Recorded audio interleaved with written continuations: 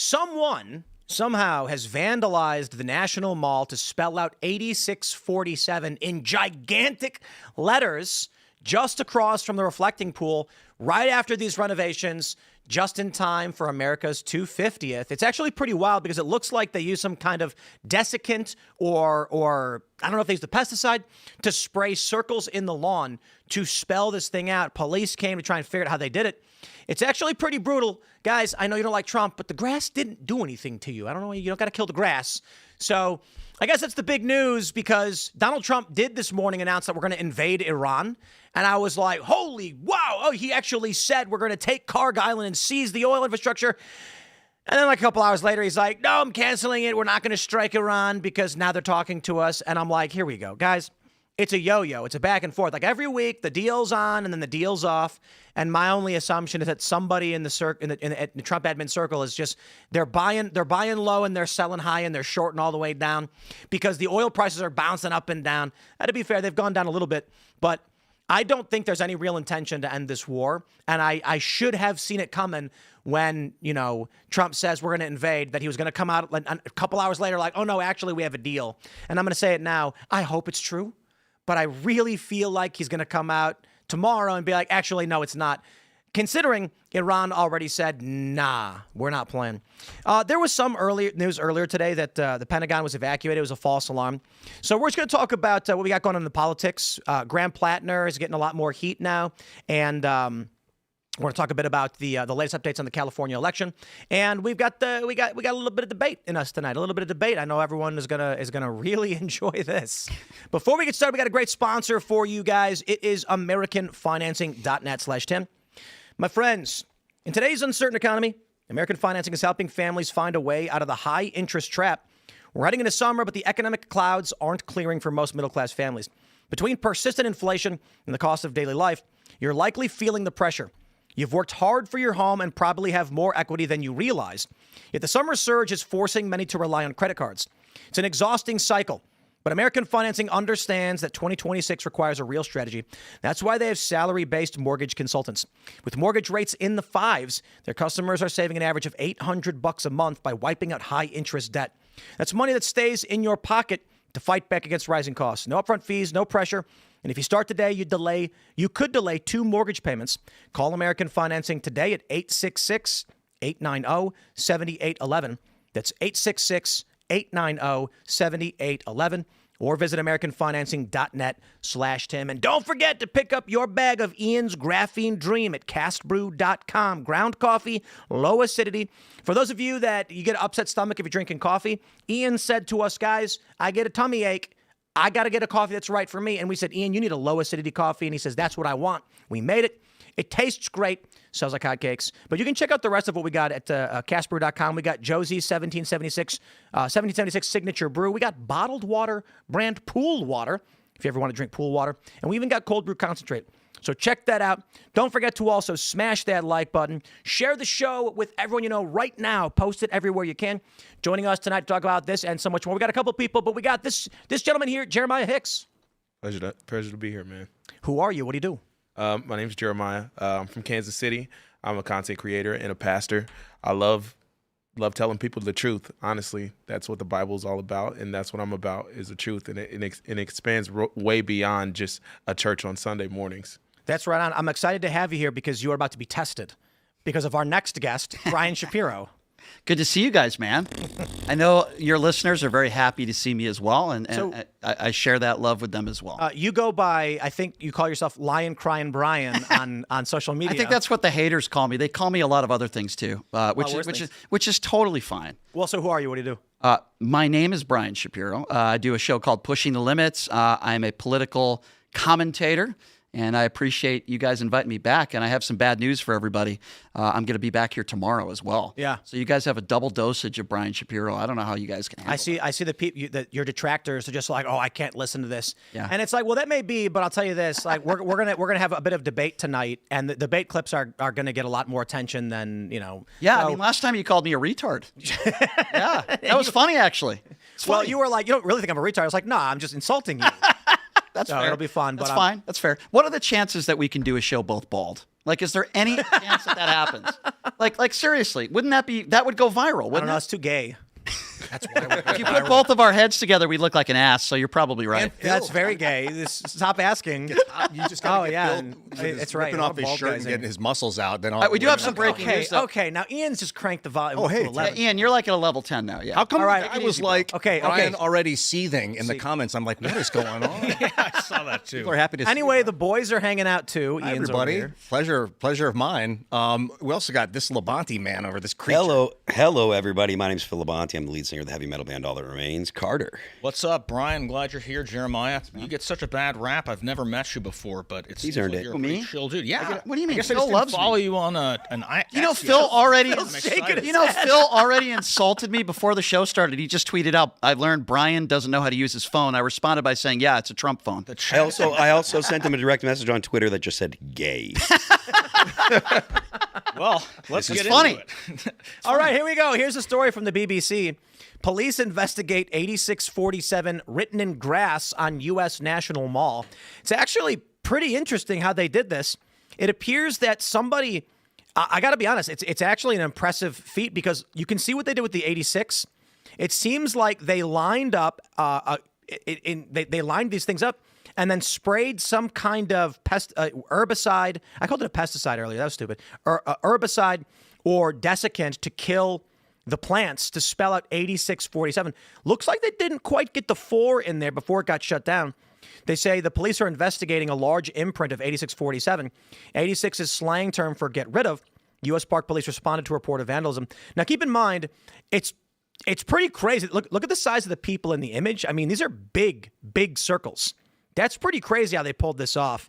And this is just before, this weekend is the UFC game. It's America 250 celebrations are kicking off. And this is just outside the reflecting pool, which just recently got renovated. So clearly this is intended to kind of be poking at all of that, as well as making a big statement just before the America 250. Now, for those that don't know what 8647 means, rest assured, no one else does either. The history of it is apocryphal. There's a few different theories. One is that there was a soda pop shop that had a menu item number 86 that one time got removed. Customers would then come in and say, if something else got removed, they'd be like, hey, what happened to the chocolate cake you had? The server would go, it got 86th, referencing the 86 food item that had been removed in the past. However, others believe it comes from Vegas. The mafia, they'd say 86'em means 8 miles out and 6 feet under. It was a slang term used so that if they were speaking in code, the feds wouldn't know exactly what they're saying or couldn't use it against them. And they would then go, no, we were just saying not to kill the guy, but like a restaurant, get him off the menu, you know what I'm saying? So some people very much view this as a death threat, depending on the context, whereas I would say conservatives view it on the border of it's an indirect threat to a threat, and liberals view it as just a general anti-Trump statement. But I'll throw it to you guys. Are we facing the most terrifying death threat in the Trump administration history? And should we be worried? The whole point of this is just to try to throw egg on Trump's face for the UFC fight this weekend and stuff. Look, this is typical Democrat stuff. They couldn't even do it right. Right, like can't finish it. You couldn't even get the 4 Yeah, the in ballroom's there. working out really well. It takes a little Making time the to build. finishing It takes a things, little yeah. time. It takes a little time James to build. Comey? It takes a little time to build a building. So But if you let didn't me address it. They're not building a ballroom. Well, from what I, Do you know the ballroom's fake? what do you mean it's fake? They're building a deep underground military base, and the ballroom just covers it. We'll see. So, We'll see. But this is it. I mean, it was actually it was Democrats that called this out. Initially, Trump's like, we want to build a big, beautiful ballroom, and all these conservatives are like, we need the ballroom. And then Newsweek put out a report. I think it was Newsweek saying, hey, actually, they've got a massive budget for a deep underground base. Well, first he was asking for $200 million from his donors. It wouldn't be from from people who are paying taxes. Then it went up to $400 million. We're going to listen now to they're Brian asking complain for about Trump all night long. Now they're asking All Well, Brian's got one message. what does I complain about Trump. 8647 Hey, mean? Brian, how come like earlier tonight you were like, I'm not a Democrat, I'm an independent. I say, Well, I am. and I say, I am. Democrats this, and you jump to defending Democrats and change the I'm not defending topic Democrats. straight to I hate How am I Donald Trump. defending- Hold on, wait. One trick pony. No, homeboy. I'm not. No. Hold on. I gotta be No, I'm fair. not. I actually interrupted him to jump in on the ballroom point. He's the one that brought the ballroom up, though. No. But let's right, talk about 86-47. Do you think Comey? By the way, if you want to keep this alive, I don't care about he the was 86, well, Donald 47 Trump does because they press. See right there, straight to Donald Trump. You are a one-trick pony. That's what wait, 86-47 is. It says 86-47. What do you mean I'm a one-trick pony? We're talking about 86-47. No, I'm talking about you constantly direct your argument straight at Donald Trump. That's the What only. do you think? What's the story we're talking about? It doesn't matter, though. So you don't want me to bring it up Donald Trump? No, He's the I don't president care of the United States. I don't care if you bring up Donald What's your Trump. argument? I know that you're definitely going to bring up Donald Trump. I'm talking about the fact that even when we were in Vegas, everything was straight to Donald Trump. No matter what the topic was, all you do is pivot to Donald Trump. What do you mean when we were in Vegas? Let's catch him when he we were does in it Las here. Vegas? We did IRL when Tim wasn't there. There's the three. Oh, you're talking about that show. When we were in Vegas Well, last doing I the show. checked, Fox News, OAN, and Newsmax also always talk about Donald Trump. Your best buddy, Benny Johnson, Michael my best Knowles. buddy. I've never met Benny I know, Johnson. I'm being facetious. Everybody on the right also talks about Donald Trump 24/7. But you know what the difference is, Phil, between me and you? I don't wear Donald Trump knee pads 24/7. Do I have like you anything do. on? Do I have anything on that says Donald Trump? Have you ever seen Have anything you ever on me? criticized Donald Trump for anything? Absolutely. Oh, bull. I don't okay, care wait. what you believe. I don't want to have a long-winded conversation about who's criticizing Trump too much or too little. What does 86-47 mean, Tim? Because I talk all the time in right, Vegas. yeah. We He was all 86. obviously know what 86-47 means. I Is mean, that a crime? they've been trying to do it for every season. I mean, every year it's like a new season of let's try to get rid of Donald Trump. Is it a crime if you say 86-47? I mean, it can be considered a crime. Yeah. It can be. Yeah. So all the people on social media that say 86-47 should all be prosecuted? It can be. And he said it could be. I said it can be. Does not mean all. You think Comey is credibly that you think that's a threat to Donald Trump? James Comey, you think that was a credible threat, or do you think that's just political prosecution? I got my hand up. I was asking him. I know. That's what your answer. That's why I put my hand up. It can't. The thing about it is we understand the nature and the temperature and climate of this country That's not when what it I comes asked to you. this I didn't president. ask you about the climate. Is it a crime? He's Is it a answering. crime? Is it a crime? I said it could be. I already So said I'm it could asking be. you specifically, Comey, do you think in seashells on the beach, a man who has never been convicted of a crime before, when he puts in seashells 86-47, you think that is credible that could be an assassination attempt or a threat to the president of the United States? Yes. Okay, well, I think that's absolutely absurd. We know you think that, but let me give you my train of thought on the Comey It's thing. absurd. Comey was. I disagree. Let me give you my thought process on it. I don't think Comey was threatening to murder Trump. I think it was a threat. Comey was in a meeting with Yates, Biden, and Obama, where they had a discussion about accusing Trump of being a Russian and this campaign that had come up with the Steele dossier. That indicates that there is something malicious that is not. Being malicious is not me- necessarily a crime, though. Agreed. But so let me get to my point. So when you're the DOJ right now, and Comey, who is connected to powerful forces that have engaged in what I would describe as illicit activities, like illegitimate, saying 86-47, the question is there a preponderance of evidence that this could be a legitimate threat? If you are Donald Trump and you are the DOJ, and you say Comey has engaged in surreptitious activities with powerful political forces to lie, smear, defame, and maliciously target the president, this statement is a threat, then I think that's a fair assessment. That doesn't mean he's been convicted. I'd like to see the evidence, because specifically what Blanche said was not all instances of 86-47 are crimes. This one we believe is, which means what they presented to the grand jury did agree with. I think there may be something underlying. I would reserve it too. I await a criminal conviction should that be the case. If I don't not, think that's then going to happen, Tim. Do you? I 20%, right? Like, Okay, I think that's like fair. low. Very low chance that he will be prosecuted. I think this is. Well, no. again, He's being prosecuted. Well, I shouldn't say that. Found guilty, convicted. Yeah. Yes, that's what I meant to say here. No, I don't think it's credible. I don't think that was an actual threat. I think it's pretty clear what Comey was doing. And I think when I see people on social media saying 86-47, I don't think those are credible threats either. I think we know what an actual credible threat is. Yeah, and I the don't ones think where this they is- were actually trying to take him out, which Yes, they exactly. have been doing. That's not Comey. Exactly. I agree with you. Like I said before, this is just to put egg on Donald Trump's face. Sure, of course, because it's the- knocking on him. I don't disagree with you Let me there. finish. So you don't think it's inciting anybody to do that? I think that genuinely, I think that there. If you're talking about incitement, there's far more stuff that you find on social media that's far more egregious than this. This is just on the lawn. I forget. I think it's on the hockey National Mall. National Mall. Right in front of the pool, which they just renovated. So it's just to put egg on Donald Trump's face because of the 250, which it's worth noting, like the 250th anniversary of the creation of the United States, and people are doing stuff like this. It's very bad taste. It's very lowbrow, but I don't think that it's a threat. It's very American. Down with the patriarchy, down with the empire. That's the Bad American way, baby. Man, Bad taste, lowbrow. I mean, we can give examples of that. from yes, you'll people talk in about how higher- bad Donald Trump. I is. think in higher positions We'll that ta- do you'll that talk every about day. how There- you there- feel about Donald I Trump. think But we that can- doesn't change the fact that it's not breaking the law. I think No, we it's can not. try- we Wait, can try actually, to might not downplay break it. law. wait, guys, that is illegal. Yeah, that's vandalism. Yeah, Well, that's illegal. if it's not your the property, issue is yes. like Yeah. people. Yeah, so it's people breaking the law. keep trying to If they're breaking the downplay. law, then that's wrong. I People agree. keep trying to downplay the fact that the president of the United States has been consistently in places where he's been almost lost his life. I don't know if we can. Who's say the tried to word. do that? Assassinated or shot at. Who's tried to do that? Yeah, and so I mean, maybe the same people that are putting things like 8647 on the Do you know lawn. who's tried to kill Donald Trump? Do I know who You know tried the to kill him? history of it? Of One the of 'em's people who have dead, tried to do and this? one of them's in jail. The first right? person who tried to kill Donald Trump was a registered Republican, came from a MAGA family. The second God. person, You don't know okay. anything about the actual No. person, though. You are wrong. was he a registered Republican? You're talking about who are you talking Talking about Butler, Pennsylvania. Yeah, that's not the first time someone tried to kill Trump.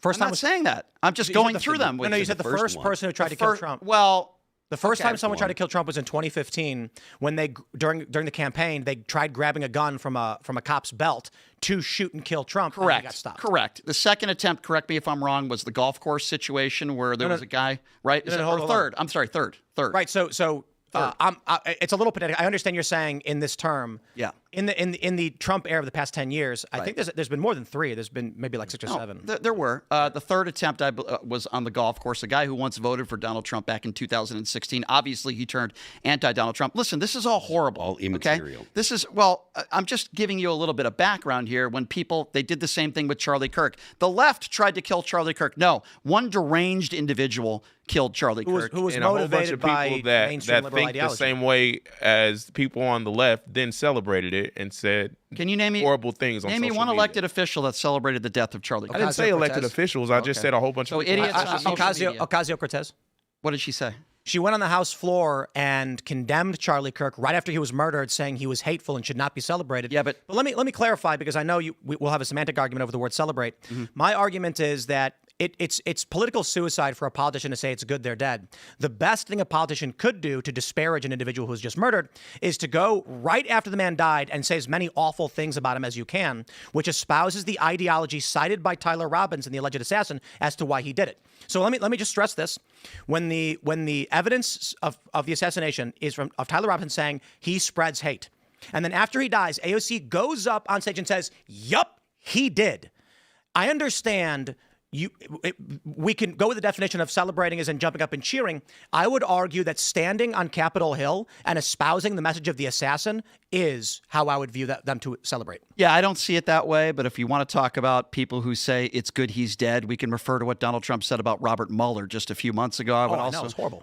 So listen, what happened? I've been consistent on this. You know this, Tim. What happened to Charlie Kirk was awful. I wouldn't wish that upon anybody, and it's just horrible. He didn't deserve that. I did not like Charlie Kirk. I've given you plenty of reasons why. We cannot celebrate. And by the way, to your statement, I said on the air the next day, anybody, I know people that lost their jobs because they were making inappropriate comments about what happened to Charlie Kirk. They deserved it. It's stupid. It's wrong. But there is a difference between somebody on social media that has 20 followers that says some horrible things and the president of the United States or people in a higher power. Do you remember what happened to Paul Pelosi? Do you remember what Don Jr. did? Do you remember what Matt Gaetz did and Ted Cruz said? As soon as Trump tweeted out, "I'm glad he's dead," I criticized him on X. I know you did, Tim. And I even know you defended did. John McCain. Like, if there's one politician I really didn't like, but let me just say this about AOC. The worrying thing to me is when you've got a bunch of trans-identified individuals on social media posting something bad's going to happen to Charlie Kirk tomorrow. There was like 6 or so accounts. This is like just general mainstream reporting. Tyler Robinson is the accused alleged assassin. Some people don't believe he is.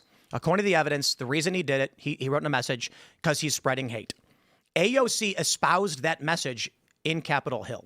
That it's one thing for Trump to do something bad, like "I'm glad he's dead," because I'm like, bro, I didn't like Mueller, but I just don't want to live in a world where we're all jumping out to clapping for death. I don't think AOC was doing that. This is where we disagree. But she did say Charlie Kirk should not be celebrated. He was spreading hate. I don't think he should be celebrated. But he was spreading hate.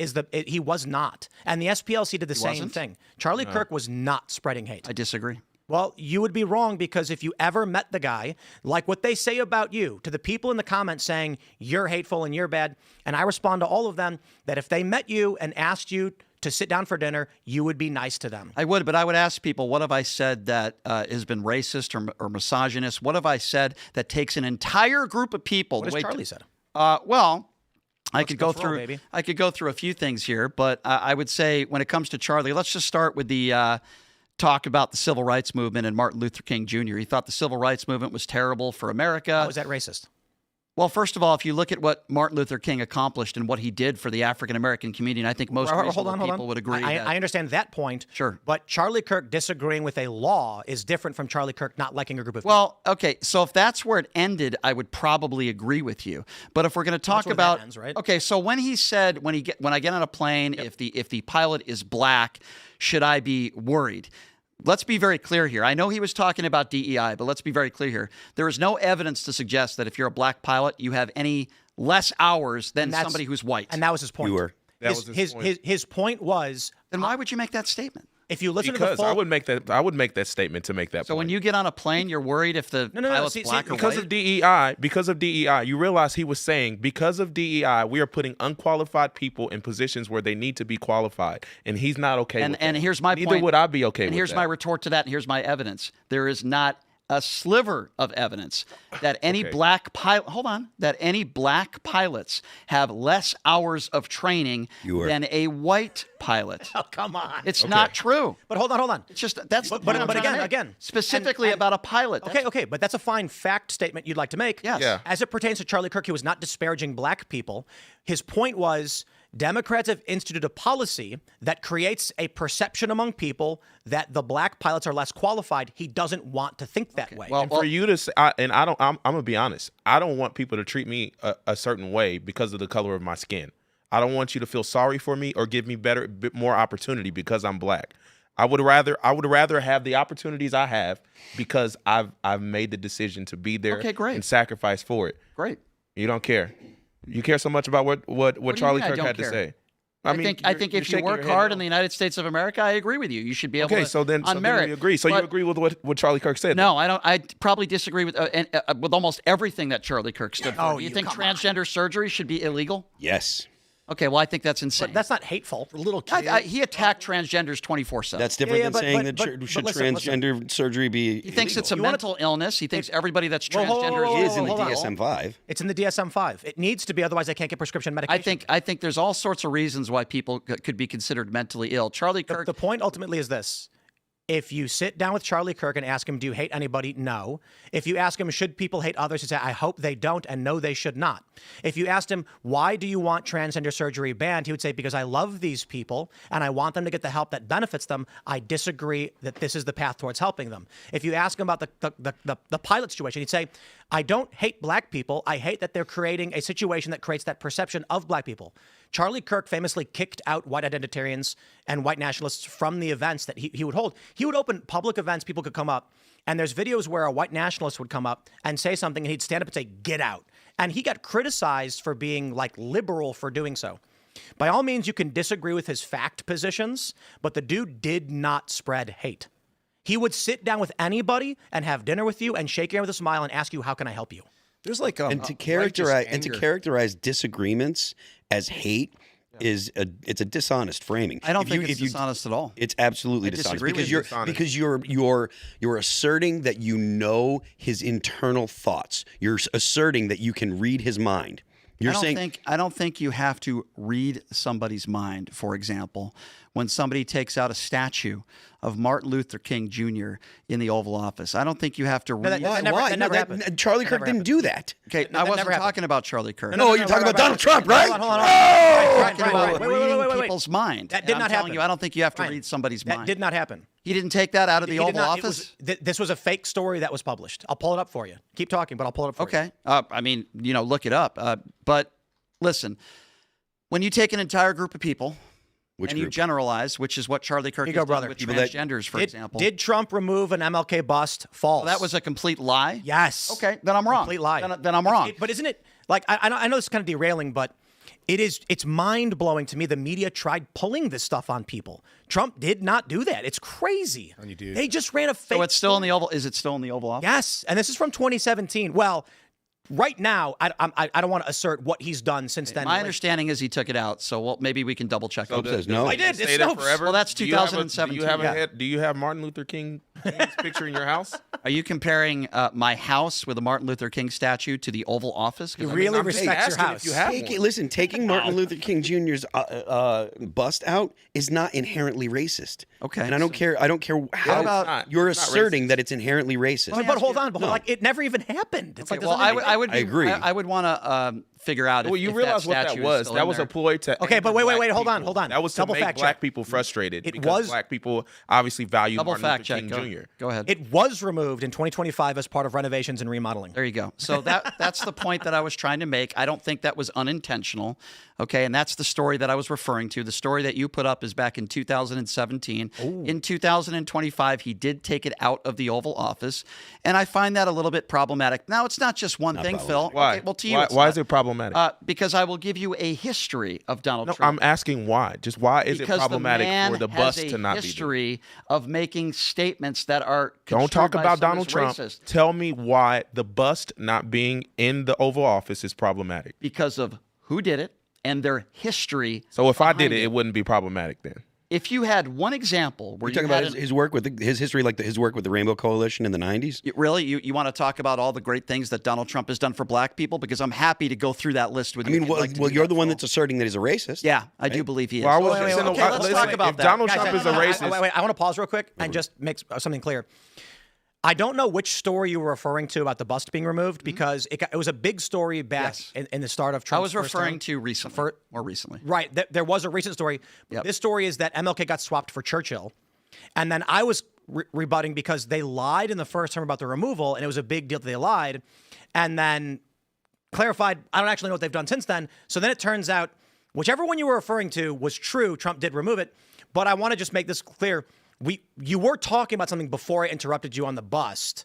And now we've shifted onto a Can I different just subject. say one you know? thing real Donald quickly, Trump bad. Phil? Well, again, he's the president of the United States. We're talking about the news of the day and the news of the week, Phil, so I don't know why that would bother you. By the way, how about the thousands of discrimination lawsuits where Donald Trump didn't want black people living in his housing in Manhattan? Evidence. Yeah, he actually paid them off. Look it up. Evidence. Google it. I mean, I was You're just the in one the making White the House assertion. last week, and I It's felt pretty public welcome. knowledge. It's not like I didn't. If Donald Trump is such a racist, he wouldn't have black people in the White House. That's I was the- just Like there Trump last Trump week. walks He up has to you one of and the you're whitest like, administrations he's ever had. He's Ever had. Well, Ever had. He said Ever ever had. No, ever in the history of this country. Wait, what you said he's ever had, but you mean What I meant was in the history of the country. bro? I got to be honest. Whatever happened to Tim Scott? He didn't hire Tim Scott, did I'm he? pretty sure like the first 100 years of this country had substantially less black people. Well, than yeah. administration. Jewish many- people white? Oh boy. I don't know if that's. I mean, apparently Slavic people are people. I Of mean, color. I really don't know care. what I don't really don't care what the color of the people in the administration are, as long as they do their job Let me right. ask you a and do it question. well. Why do you think that 93% of black women didn't vote for Trump and 80% of black men didn't vote for Trump? Are they just misinformed? For the same Because reason they they've didn't vote for been George W. Bush. Because the black culture has been manipulated. What has Donald Trump done Lyndon for B. black Johnson people? said, "I'll have these." I don't know if I can say. Can I say NIGGA? I think you're allowed to say whatever you want. Lyndon B. Johnson said, "I'll have these niggas voting Democrat for the next 200 years," and he accomplished that. Well, let's talk Black about people have been, accomplishments. let's talk about it. Black people have voted Democrat for at least as long as I can remember, and so now we're just manipulated into doing this thing. And whenever you don't do that thing, you get a whipping. Let's talk about accomplishments. In the first year and a half of this administration, Donald Trump has given. Which I don't know why you're laughing, the Phil. most recent administration The right top now? 1% have received $100 billion in tax cuts. Not enough. Exactly. It's not helping the black community. Wait, No, it's Donald not. Trump wait, is It's not. taking- Hey, It's unrelated. what It's is the unrelated. what is Oh, the wait, say what it is the again. job of the You did what? executive? Is the job of the executive to provide benefits black to people? different handouts. groups? Handouts. I The do job not. of the executive is to don't know why you're all worked enforce up. I'm having laws fun. passed by Congress. I understand that, but Donald So Trump. then, what is it that you think Donald- Donald Trump should be doing for the black Well, community? I'll tell you the first thing he shouldn't be doing: giving the biggest tax breaks in the history of this country to the top 1%. Hold on. No, he should be doing Phil, the tax please, breaks guys, should guys. be way larger. This is a really simple response that has nothing to do with the black community. If Yeah. you want to make the point later on, but you guys are talking about the black community, throwing in the tax thing is just a non sequitur. Yeah. Okay. Well, listen, what has he accomplished in the last year and a half that helped middle-class America and people in this country that are struggling living paycheck to paycheck? What has he accomplished? Yeah, what policies? Yeah, tell me. Tariffs. So how's that? What legislation? How's that helped? Tell So me. I truly believe that the black community, because I know you're saying that he's made the black community like suffer through like welfare and all these things. I think he's made America suffer, particularly people that are struggling living paycheck to paycheck while helping the biggest I mean, that's a elitists. large majority of America, though, that lives Well, paycheck I to certainly paycheck. agree with that. That also includes black people. And I would say that the people that have benefited the most from Donald Trump's economy are the richest people. So would in you not America. say that What are you talking people about, Brian? I benefited weren't living tremendously under from? Trump's Would you economy. not What's say? I'm kidding. Listen, I know you're painting this narrative, but would you not Not a say narrative, it's the facts. majority of America has lived paycheck to paycheck well before this president? I'm a black man in America, grew up in Kansas City, in a lower income part of the country. I don't come from wealth. I'm not wealthy. I'm 30 years old. I've bought a house. I own a car. I own property. I've done things. I've done good Yeah. for myself. And so I don't think that Donald Trump had anything to do with any of those things, nor did he make me worse. Nor are the people that are poor right now are poor because of Donald Trump. I didn't say they're all poor because of Donald Trump. I'm giving you stats. Where's inflation at right now? Where was it when No, Don- I love inflation. Okay, yeah, I love That's inflation. what Donald Trump said. So let me just give you an update on inflation. Maybe it doesn't affect you, but it affects Ryan, what's most the people. function? I mean, I know how much gas It's costs. over 4%. Yeah, well, we could talk about gas as well. Well, actually, let me preface this. We got the story from NBC News. Yeah. Trump says, "I love the inflation." His annual rate jumps to a 3-year high. The president suggested the recent numbers mean there will be a bigger decline in inflation once the war in Iran is over, which is his quote. "The numbers were great. You know what I really love? I love the inflation. You know why? Because as soon as this war is over, when the war is over, it's coming down. It's coming down like a rock," he said. Let me just give a quick comment on this as to my thoughts, and then we'll jump back into the debate. The first thing I think is that Trump doesn't really have an answer to it at all. So he's just putting a positive spin on something that's objectively bad. However, I think the Republican Party is actually betting on a manipulation for the midterms where they drag this war out, whether intentionally or because it's happening. Gas prices go up. Inflation goes up. People have a hard go of things. Right before the midterms, war stops, inflation comes down, and your feelings on the economy are relative. I believe there is a potential the GOP is banking on turn the heat all the way up so people are burning. Then when you turn the heat down, they feel like you've cooled them off. You know what I'm saying? It's like when it's really hot out and you go to the covers and then take it off, you feel cold. I understand what you're saying, Tim, but I don't think this war was very thought out. I don't think Donald Trump and Pete Hegseth thought that it'd be this difficult. And because of that, as we were just talking about inflation, which I think was up 0.6% last month, which affects everybody, including black people, the same thing with the gas prices right now, which are almost double what they were when Donald Trump first took office. If you look at pretty much every metric when it comes to the economy right now, things are worse off now than they were. And here's the difference between Joe Biden and Donald Trump. When Joe Biden took office, there's a lot of differences, but since Joe Biden took office, we were in the middle of a global pandemic.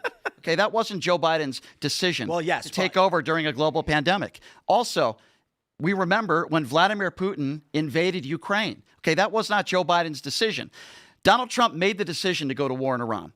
10 months ago, Gabbard. Because they were persecuting the Iranian. I thought we obliterated them 8 months ago. What happened? Didn't Tulsi Gabbard under oath say that? I guess the terrible people are good at hiding themselves. And that must be what it is. That's okay. what's been happening. So over there answer in the this for Middle me. Was East for a Tulsi while. Gabbard lying when she was under oath and she said that she had no reason to believe, based on her own intelligence, that they were trying to further their nuclear capabilities? Was Tulsi Gabbard lying? And then a month later, we bombed them, and then the Trump administration says, we obliterated them. And then all of a sudden, 8 months later, all of a sudden, we need to obliterate them again. They don't know what the hell they're doing in Iran. No, I gotta pause you What there. happens all of a sudden when people that are bad people hide themselves and hide their plans from people that are not doing anything wrong and then go and then attack them? That's what happened were they on hiding? October 7th, isn't it? Just to your point, we said they don't know what they're doing. I actually think what you described shows they actually do know what they're doing. There's an intended condition. So can you name me one sanction that Iran has given up? What does that have to do with what I said? Well, we're talking about the war in Iran. You're making the case, which I tend to disagree with you on because we've heard for 30 or 40 years about the threat that Iran is to the United States. Here's what I think happened. I have a strong position that what we're seeing, the first thing I'll say is that in any chess game, and you know this in poker, Poker, what's that?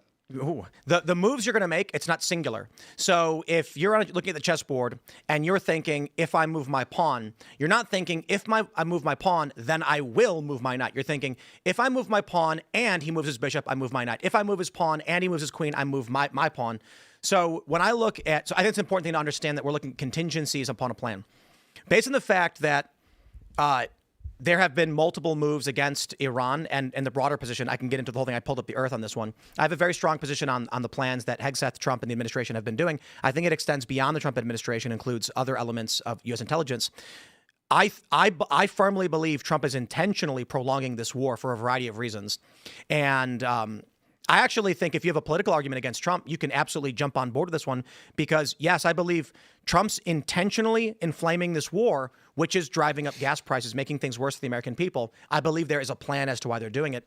The principal and very simple issue, we can get into a larger discussion, is China gets about 40 to 50% of its oil from the Strait of Hormuz. I believe one factor of this is Trump saying, we're gonna start a fever. China's going to hurt more than we hurt. Everybody hurts, but we hurt less. I think that's why Trump keeps yo-yoing this. We got a peace deal. No, we don't. We got a peace deal. No, we don't. Because he doesn't want the strait open. But he can't tell the American people, I'm intentionally screwing you on gas prices. Well, Tim, I understand what you're saying. Here's what I think, and I disagree. I think that Benjamin Netanyahu, we know this for sure, pressured Barack Obama to do this a long time ago. I think Benjamin Netanyahu pressured Joe Biden. They didn't budge. Donald Trump budged.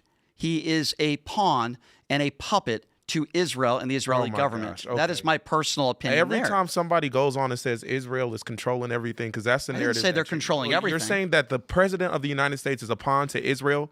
Yeah. How much money have we given them? Have you seen what happened Well, we gave him money October under 7th? every administration. Did you see what happened on October 7th? So let me No. Answer my question. Of 'cause you course keep I asking did. me. Okay. That has nothing to do with do you this. think that would happen in America right now? That has nothing this day? to do with No, this. it does. It has a lot to do with this because That was radical Hamas. Islam. What are you talking about? Radical Things that Islam, don't have Hamas, anything to do radical with other Islam things. exists in Iran, which is the reason why America is present there now, because these people are being decimated not by people that are sane, but by radical Islamists. So we went to war in Iran because of what happened with Hamas on October. Is that what you're saying? They all have the same ideology is what I'm saying. So if they have the same ideology, we should go to war. Is that No, what I'm you're not saying that, but I'm saying their actions behind their What's ideology. the ideology of Vladimir Putin and Kim Jong-un? Should we go to war with them? I haven't seen the video of October Didn't you 7th. just Have say you? one thing has I nothing was to do just with I was another? just in the embassy. I was just Well, in the he's Israeli talking about embassy last radical week. ideology. If your assumption yes, is if I it's am. radical, okay, so let's talk about radical ideology. Well, the issue is we got rid of the Ayatollah, right? We got rid of the Ayatollah, which is a good thing. I think we both could agree on that, right? The Ayatollah's dead.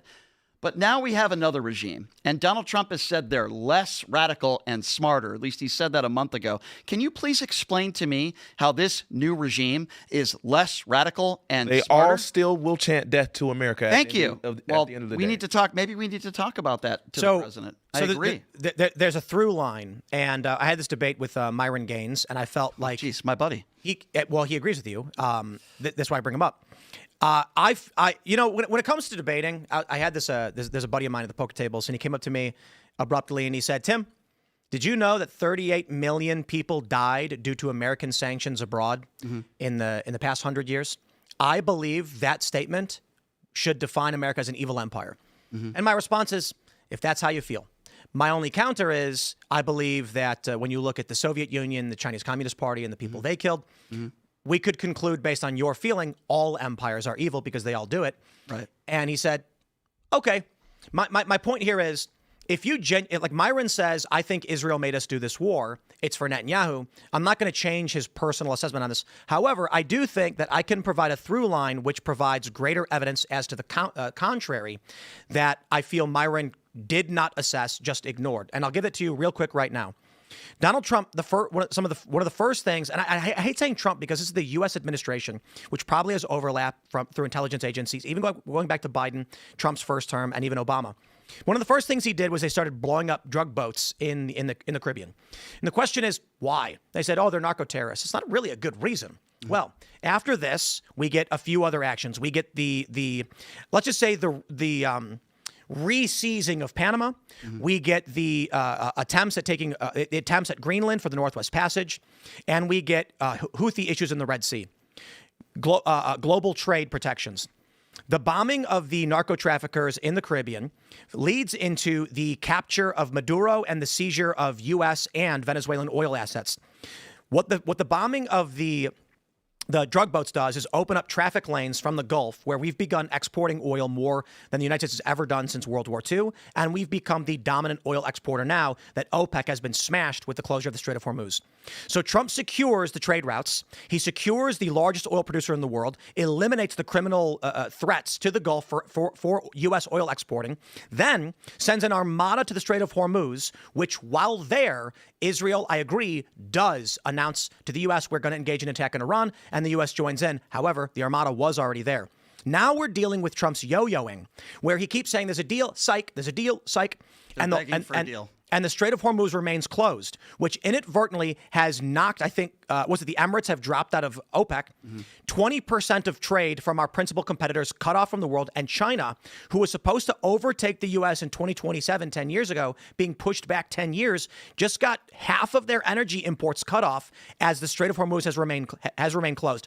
I do not believe that after Trump wiped out the top 50 leadership in Iran, they're actually worried at all. I think Trump intentionally wants the strait closed. I think he doesn't want to tell the American people we're choking you on gas prices to make the U.S. the dominant oil exporter and reframe global energy. I think there's a reason people like Candace Owens are going and cutting deals or whatever it is she's doing, like cutting deals on her visa so that, I shouldn't say like that. I want to be biased. But she's going and What's wrong? You don't like Candace Owens? Well, I don't. But she's going to Russia.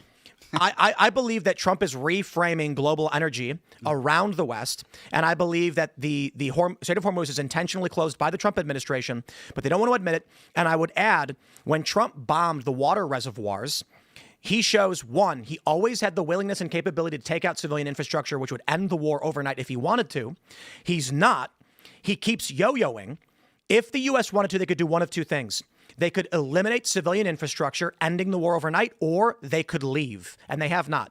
My only conclusion is then, based off everything we've seen from the start of Trump's administration, there is a plan to make the West, to make the United States and the Gulf particularly, the principal oil exporter, and the Strait of Hormuz needs to be shut down for that. I guess we will see, but going back to the start of this war, last I checked when Donald Trump ran for office, he said that he would be a peace president. He wouldn't be starting any new wars. There'd be no new regime change. So I guess my question to you is, was he lying? A lot of politicians say a lot of things. Was he lying? Keep their word too. Was he lying? I'm not going to say he was lying. Did he end the war in 24 hours in Ukraine? Did he do that? Didn't he say? I would say, obviously, it's going to fall to Republicans say Trump wasn't lying, but circumstances changed. Liberals will just say he was lying. He said he was going to lower prices on day one, right? In the supermarket, Tim, too, right? But so the important thing to understand is it's a question of, do you hate Donald Trump? I think the question is, are you doing what you said you were going to do? And I'm not saying every politician. My point is on the accusation of a lie. And I'm telling you, Trump did say that, though, right? I'm not making that up. You're correct. Yeah. Trump said he would end the war in 24 hours. Right. He said no new wars. He said lower prices on day one. He said he wasn't going to bomb Yemen. Correct. So Trump supporters will say circumstances changed. He was wrong. Liberals will say he was lying the whole time. Then when he says, trying to read Trump's mind to figure out which it might be, it's going to be up to you. So when he says the war's over, and then the next day he's like, sorry, the war's back on, the war's over, and then Israel attacks Lebanon, and he's like, I think he's lying. Is he lying? You think he's just... And I'm okay with people lying, especially your deceiver-in-chief. You need that guy to be subterfugal to betray the world so that we don't lose. The right word. It's sad when he lies to the populace, but it's part of the job. Like, let me say this. I think Trump is lying about the war for the stated reasons. He wants the strait closed to choke out China. And what if you're wrong? That Trump is lying?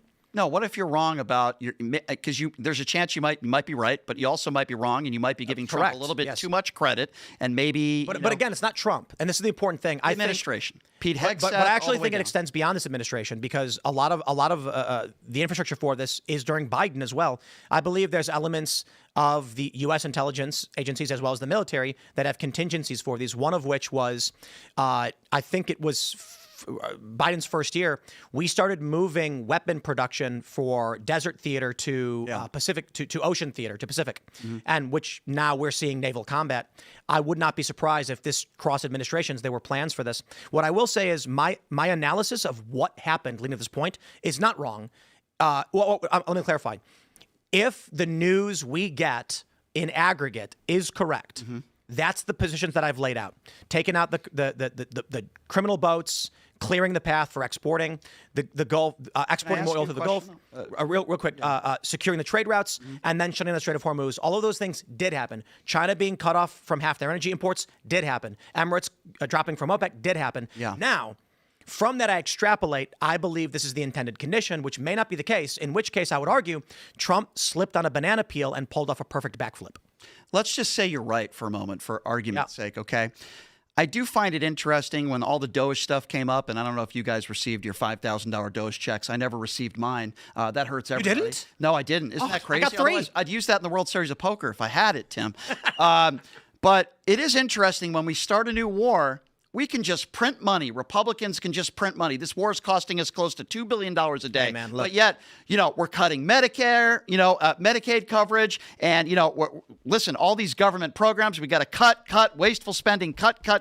This is not a room that's going to get mad about those statements, right? Nobody here wants the war. You know what I mean? But $2 billion a day, Tim. Think That's about miserable. what we It's can awful. do with this money I to know. help people, everybody. We in this country. could fix the reflecting pool 100 times. They spent, I think, $7 trillion in Iraq and Afghanistan over a decade or 15 years, 7 to 10 years. trillion. Ian, And you got 20 to years, ask, you Ian. got to think opportunity cost, because, we could have put that 10 trillion domestically, but if we don't control the Suez Canal and we lose access to global oil shipping and protection and control, And that might cost us more than 10 trillion. And what about all the heroin that we were losing when the Taliban stopped the poppy Massive fields? amounts of opiates came out of Afghanistan after we conquered and occupied the place. So that's what they're doing is like opportunity cost calculations. It is $2 billion a day, but what if we secure Listen. global trade? Listen, An investment. We kill a couple million people over you here. guys, know? you're younger. I'm an old guy. You're younger than me. But going back to the war in Iraq, at least the one with George W. Bush, when we were all lied to and we were told weapons of mass destruction,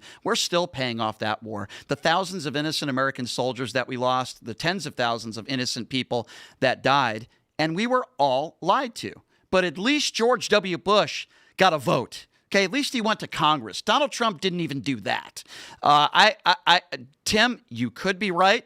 I respectfully disagree with you. I think we're giving the administration a little bit too much Tell credit. me why you think I'm wrong. Here's what I think. I told you.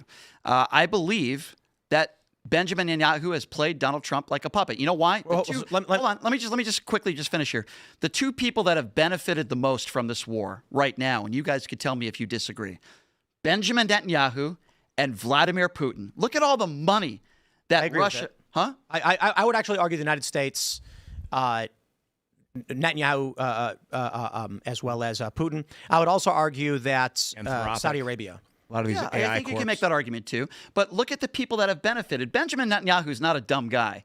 He knows that he wants this war to be as long as possible. It benefits him.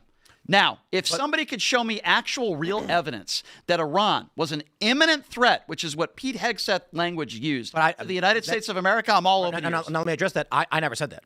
And I didn't say you don't did, but Pete Hegseth did. Agreed. I think this war is about shutting down it's reframing global energy. Yep. And what I would add when you said Benjamin Netanyahu pressured the United States, the Armada was already there before those strikes. So why did the U.S. send an Armada to the Strait of Hormuz before Israel decided to strike Iran? They call it gunboat diplomacy. It's a 100-year-old tactic. I'm curious. So I don't know the answer to that, but here's what I will say. Pete Hegseth a few weeks ago held a press conference about the Strait of Hormuz, and he made the statement and celebrated it, really. We blockaded the blockade. The Strait of Hormuz was open 3 months ago. They want it closed. Okay, perhaps. Time will tell, Tim. Perhaps. You could be right. I'm not saying you're wrong. I just think maybe, and this is maybe where we disagree, I think you're giving this administration a little bit too much credit. I think this has been a disaster. I think it continues to be a disaster. That's a different question. Anything that's short Wait, of wait, put hold on, Donald Trump in prison, you would say is Okay, giving wait, credit come on, to Phil. administration too much And see, credit. that's That's immaterial to the conversation about the Strait of Hormuz and Iran. Whether or not this is a disaster does not change what I've said, nor does it counter any argument I've made. I got a point. Well, maybe. time will tell. And what if you're wrong? No. Hold on. We did get rid of the criminals in the Gulf, opening up trade lanes. We did secure Panama. We are working on securing Greenland. We are exporting more oil from the Gulf. We did take Venezuela. What were the reasons why he said we went to war? First, we were. And hold on, let me finish.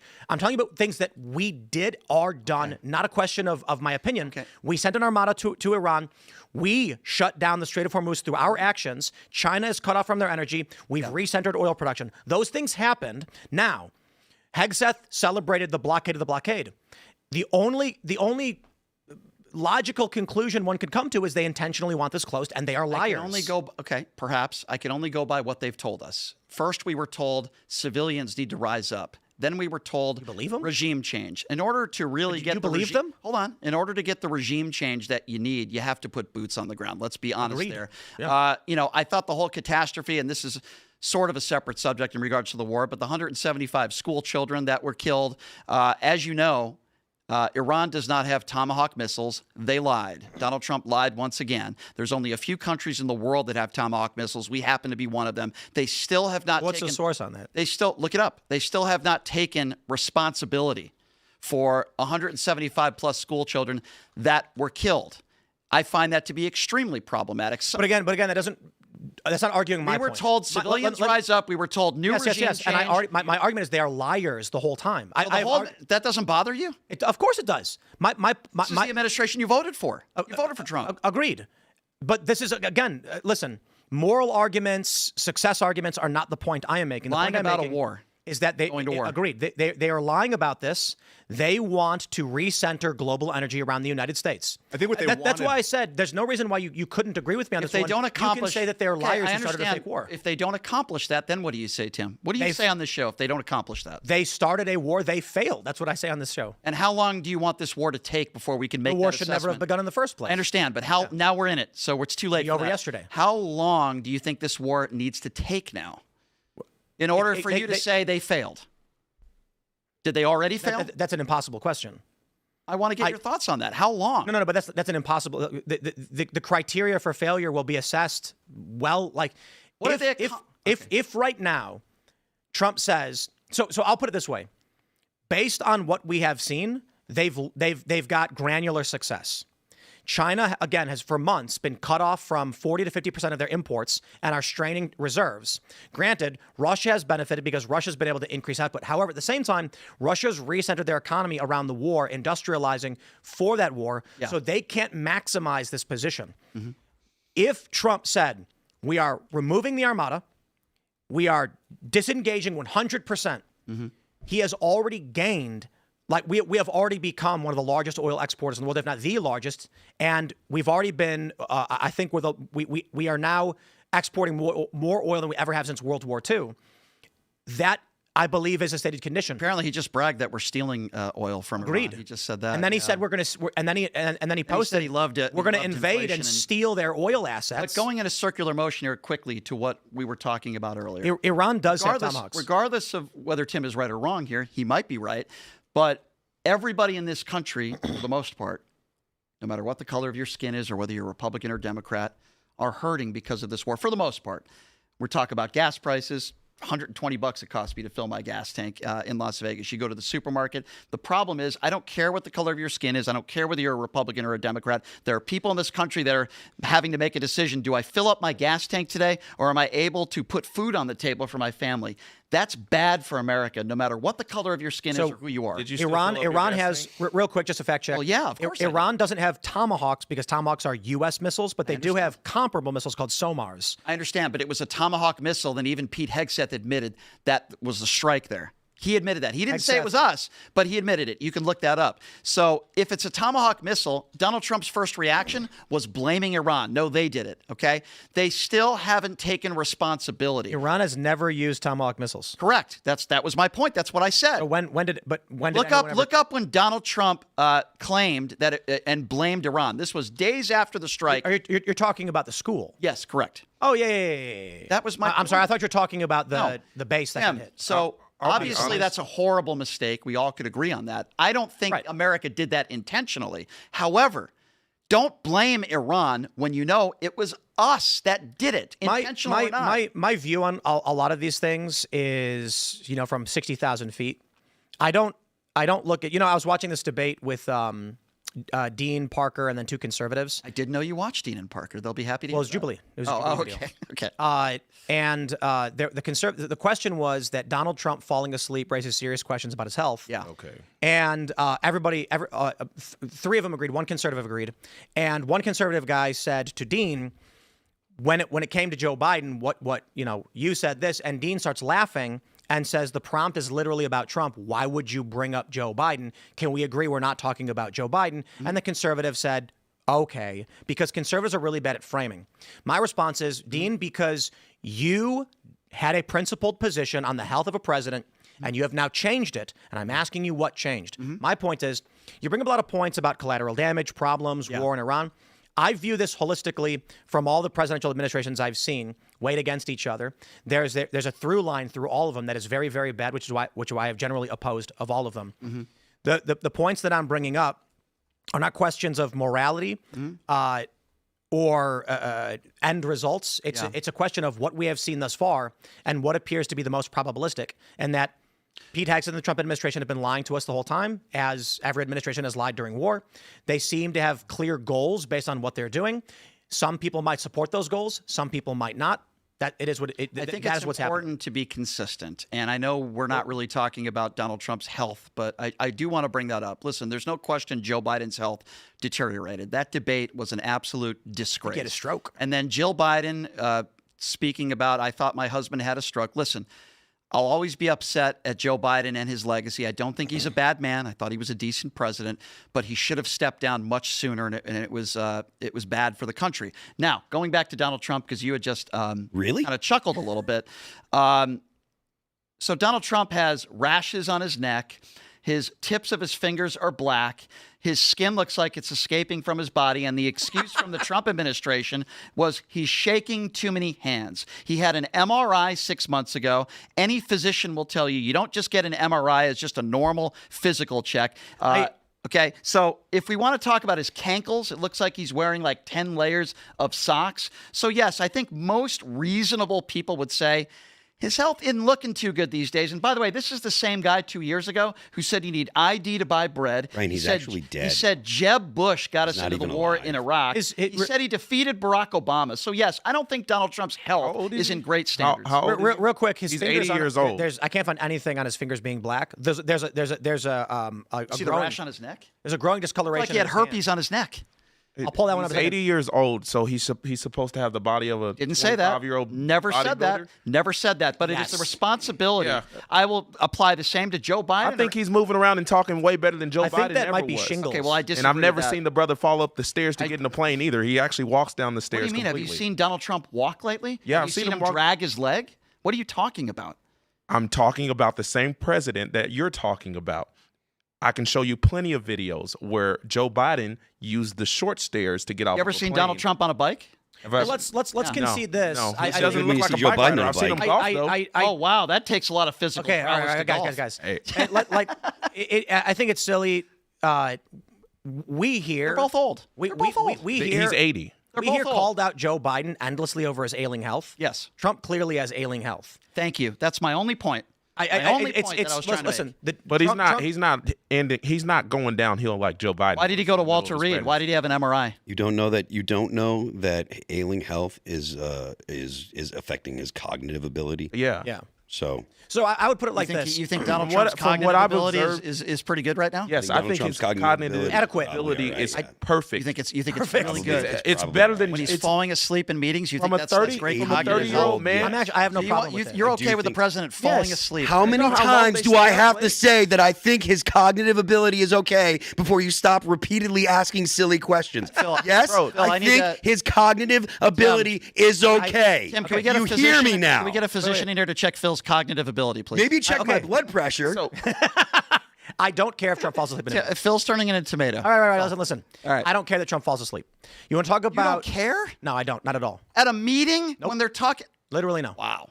Okay. But I really don't care either if he I falls need to be asleep. I need to be explained an argument as to why falling asleep is such a big deal. He's the president of the United States. Yeah, He's exactly. an That's my extremely point. busy man. He probably stays up later than all of us. What meeting did Well, he does. He's And he's tweeting like a maniac. 80 years old. What did he fall asleep at? What meeting? You can look it up. He's been falling asleep. so at here's what multiple happened. meetings. I've seen him shut his eyes for a long time. What's Provide a the long evidence. blink? So here's if you're what up happened. all You haven't night? seen any of the videos of. Provide the evidence. You're the one But making does the it matter assertion. though? You haven't seen. You're the one making the Okay, assertion. If you want me to, I'll look it up. I'll make you. I'm going to break it down for y'all. Provide the Y'all, evidence is all I'm asking. Phil, Brian, let me explain it to the audience.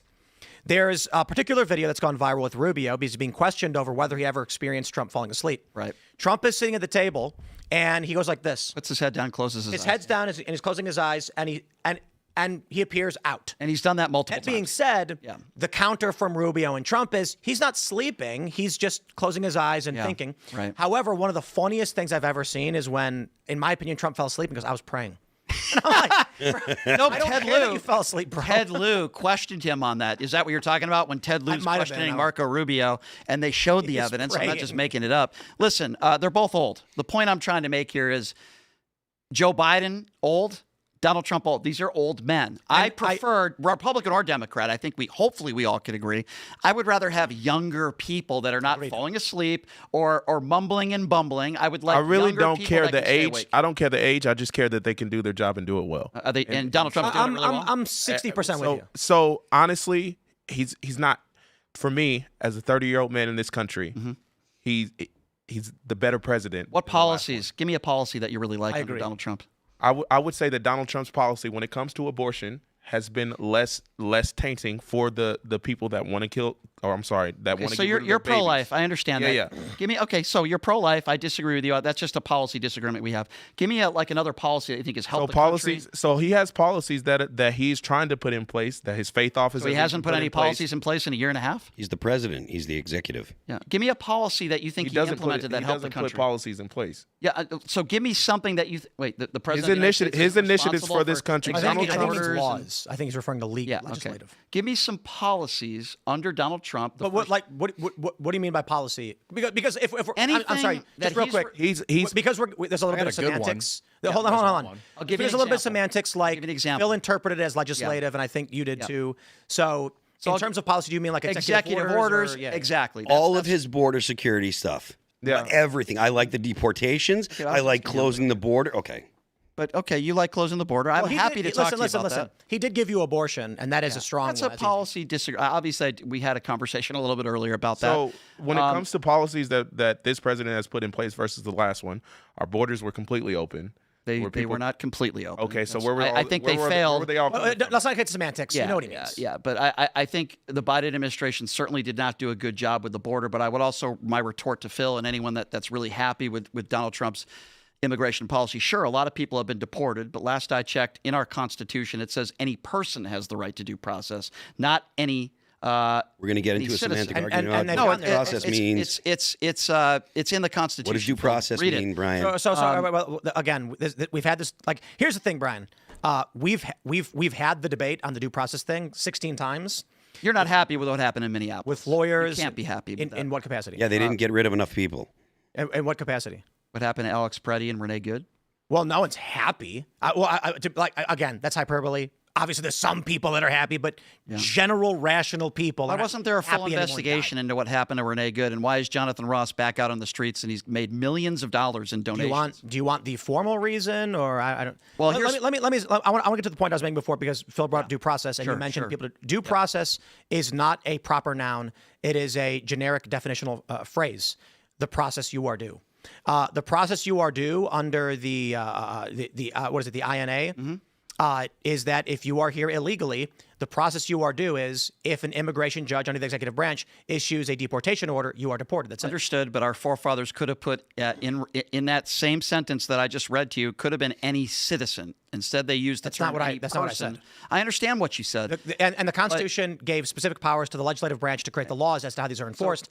And the Immigration and Naturalization Act explicitly states that the due process you get as an illegal immigrant is a variety of So if is a someone's handful of seeking things. asylum, let's just say from Mexico, Tim, right?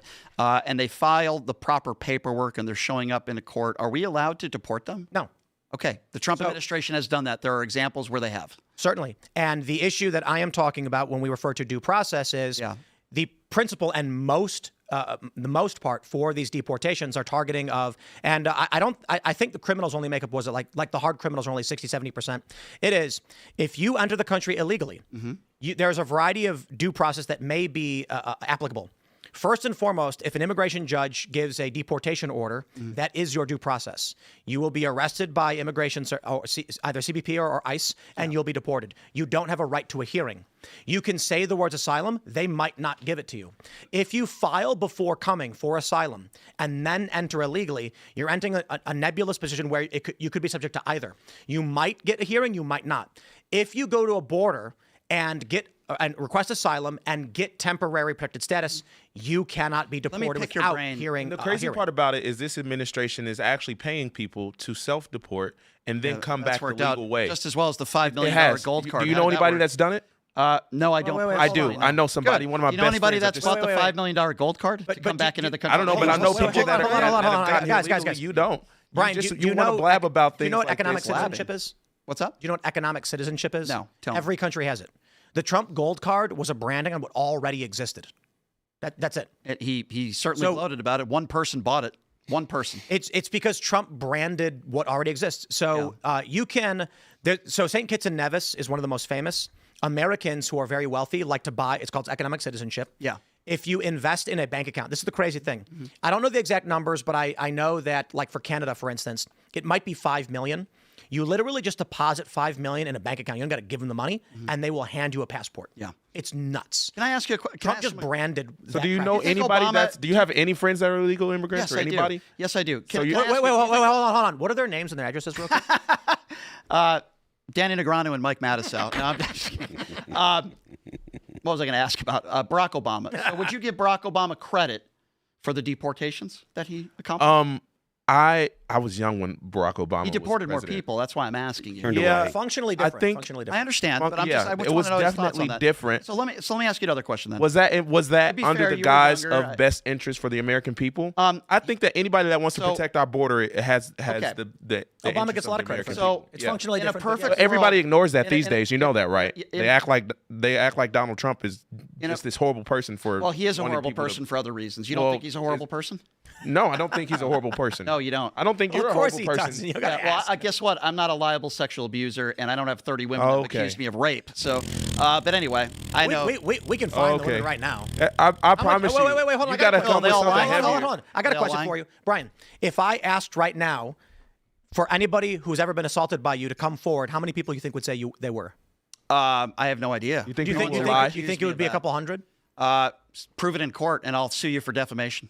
And Trump did sue her for defamation. Yeah, did he win? It's ongoing. Oh, it's ongoing. You think people would lie about you? My point is, bro, come on. If I said right now, people on X who've been assaulted by Brian should come forward, 1,000 women. There's an issue of credibility. His ex-wife in court documents under deposition claimed that he raped her, and then when he paid her off, she withdrew. And what would you do if 100 women also bragged about grabbing women by the genitals? What would you do if 100 women tweeted right now that Brian raped that you raped them? I would say go ahead and take me to court. I dare you. Go for it. And then, but what is that? All you're the hell out of you? Do it. Trump is doing that. Yeah, go ahead. I'm not I wouldn't be found liable because there'd be no evidence that it happened because I've never sexually abused anybody. There's no evidence anybody. that Trump did either. Really? Yes, literally, there's no evidence. So like a dirty womanizer, isn't it? No. Hold on. Are all these women lying? Hold on. I'm talking about E. Jean Carroll. Okay, let's talk about it. It was 30 years ago. There's literally no evidence. Understood. Okay. So do you have more evidence than the jury? I have all the same evidence. The same evidence. So why do you think they convicted him? You think it was just or not convicted? I'm sorry, found him liable. Yeah. You think it was just a political? I would say yes. It's tough, but I would say yes because first of all, E. Jean Carroll's story doesn't make sense. So my point is this: if someone came to me and said last week Brian came down to Rio de Janeiro and raped me, I'd be like, Brian wasn't in Rio de Janeiro.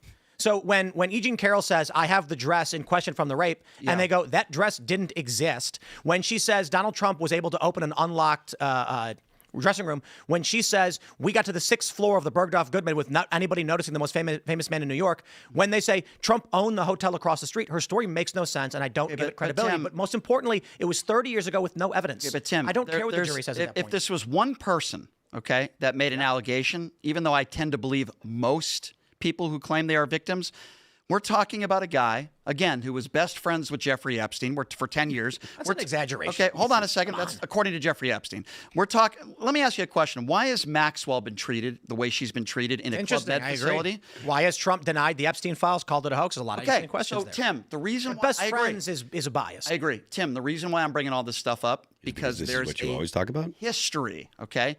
There's a history, and Phil doesn't want me to talk about that history. He just wants to, again, continue to cuck for Donald Trump. This show is a current events show.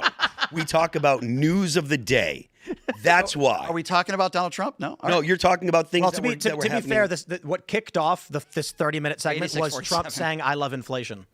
Like we're that talking about was inflation. Yeah. Well, that was the news story that That's led when us to it this came point. up that sometimes horrible I would love to people- talk about Carmelo Anthony. Sometimes horrible people can do great things. let's do it. And I would love to. Here we go. Trump's personal. Ian, there you are. Yeah, so This Trump. guy's got style, by the way, man. Thanks, sir. This guy's got style. Like Trump's, I think, pretty plaintively a womanizer throughout his life, and probably a dirty womanizer at times, cheating on his wife. Yeah. But that doesn't mean he can't accomplish phenomenal things for humanity. Exactly. And culture literally idolized Donald Trump in every aspect up until his presidency. I don't know if I agree with that assessment. Oh, guess. I do, because in my childhood, all I seen was Donald Trump in cool cameo moments in every single movie, in the WWE. Whatever you want to bring up with Donald Trump, he was always in a hip, cool way. Rappers would put him in music videos, and then all of a sudden, the same people that wanted Trump to be a part of something that they were doing, wanted to fly on his jet, now are against him because he wants to be the president of the United States and doesn't represent the right party. Well, I can He tell had you one of the that. top television shows I can tie on them TV. together, Who brother. cares? Who cares if he had a Hogan. television show? Well, that Who refutes cares if what he you was in rap said. videos?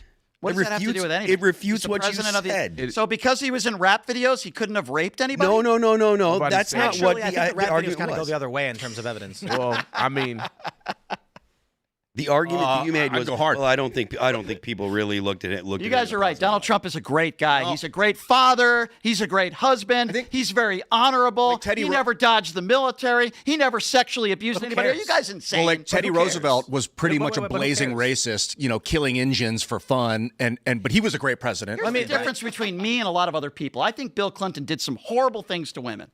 And I would never deny that. And if Bill Clinton was running for office again tomorrow, I wouldn't vote for him. You know why? Because I think he did some horrible things. Yeah, but I say the same thing about Donald Trump. If Bill Clinton was running, if Bill Clinton was available, could be the president, and he was running against Kamala Harris, I would vote for Bill Clinton over Kamala Harris. I got mixed feelings about voting I for agree. evil. About and voting he's for the same evil. age as Trump, isn't he? I have mixed. Isn't he younger? Like voting for Maybe, evil doesn't. It's. I used talking to be about a like, primary. no, if they're evil, I'm not going to vote for them. Now I feel like. Look, Listen, what I'm they not a tried to do- Kamala fan, what okay? the I'm not going Democrats- to argue with you on that. What the Sorry, Democrats go did ahead. with Kamala Harris is they installed a candidate He's which younger than defies democracy. We and talked tried about that last to night. fool That's true, he is, every actually. black So- person. Oh, no, wait, I'm sorry. In a way, I was like, I'll No, take. he's a couple months younger than Trump. I'll take a guy. Potentially Trump's that. evil, I knew and I'm that. not going to say he is or not. But if he was, there's situations where like I'll take the evil character that's going to do better for society than the good. I don't think Trump does better for society, but I will say this, Well, though. the reason I say this is because if the Democrats had installed a candidate with I Kamala, agree. then the next time they do it again. I agree. I So blame you Joe think- Biden you for think that. I Kamala agree. Harris was going to be better for society? So if Kamala Harris was president, and by the way, No, that's a yes or no question. Do you yes, think- yes. So you think I'll her give you bust reasons having why. transgenders bust me- down in the White House line was better for how society? do transgenders negatively affect you in your life? Please tell me. No, I'm just asking a question. I'm not just asking a question. Please answer Well, it. answer mine first. I have a lot of. I'll say yes. Well, Let me Brian, answer why. Brian, I have I'll a say super yes. Ka- Hold on. Kamala I have a Harris 7-month-old putting- child. putting- I don't want that Hold on, stuff put in front of my kid's I'll get face. to that. I'll get to that. Give me Kamala 1 second. Harris putting girls twerking on a stage in front of her political rally in Atlanta. Let's is talk good about for, is that. good for our So culture. your argument is is girls, that they thought we were I'm- stupid. let me That's my respond to argument. that. Is that she thought that black people Yeah. were stupid. Well, guess what? Donald He Trump still said does. he loves the uneducated. That's number one. Number two, I'm not uneducated. You think I'm uneducated now? Let it show, brother. If you think it's so problematic that Kamala let girls tweak on a stage, twerk, whatever you said, and you think that's more problematic than Donald Trump's behavior and the way he's lived his life and the cheating and the lying, then I'm sorry, my friend. I disagree with you because if you want to compare the So moral, you think hold it's on a okay? second. You think it's okay? Okay. no, that's I good. got to be honest. Kamala Harris is a We already good know you mother disagree. and a good wife, okay? And you know what? She's never been in trouble. She's never been accused of sexual abuse. She's No, not, she has been accused of using sexual favors to get into office. yeah, well, people who say that are idiots and Well, bigots, okay, so now hold on a second. Now, when someone credibly accuses Donald Trump, it's one thing. What's but the someone crime that Kamala was accused of? She's sleeping away to the accused top of is I'm a pretty sure crime. that is illegal. Okay. Yeah. I think that is a crime. Yeah. Yeah. It is. Solicitation for sex. Yeah. Is that First of illegal? all, last I checked, that's not a crime. If you had sexual relations with someone, and then the argument you're making, by the way, you're talking about Brown, and even if that allegation was true, which I don't believe it is, she's a duly elected. By the way, I'm not even a Kamala Harris big fan. You but sound she's like a, it. No, but you're making the moral comparison. You're making between the Kamala argument because there was twerking on a stage. wait. The dumbest It thing is- I've ever I'm heard just in my life. trying to point out It is- that hold on. It is a crime to offer sex in exchange for favors in the workplace, money, or something of Let me, value. she didn't let me do. clarify She didn't because do. I'm just she's trying to point out that the accused. Democratic Party was credibly literally accused of thought that wrong they were ground. going to Credibly, I would say she's a duly. So tell me, how did Brown help her become a duly elected attorney general, a senator, fact that a she vice has a career in president? the You think first it's because place. she slept with this guy Well, Brown? no. It's the most but ridiculous thing the, I've ever the heard. argument is only the job she got with him. Yeah. Yeah, well, I think crime. people who make statements like that are misogynist. But I I really brought do. up Okay, but yes, and the reason I brought up Kamala, even because I don't really want to go hard, is because Yes, I was talking about the process of installing. Yeah. I voted against that process, which could have been very bad for America, Yeah. for Americans, for humanity,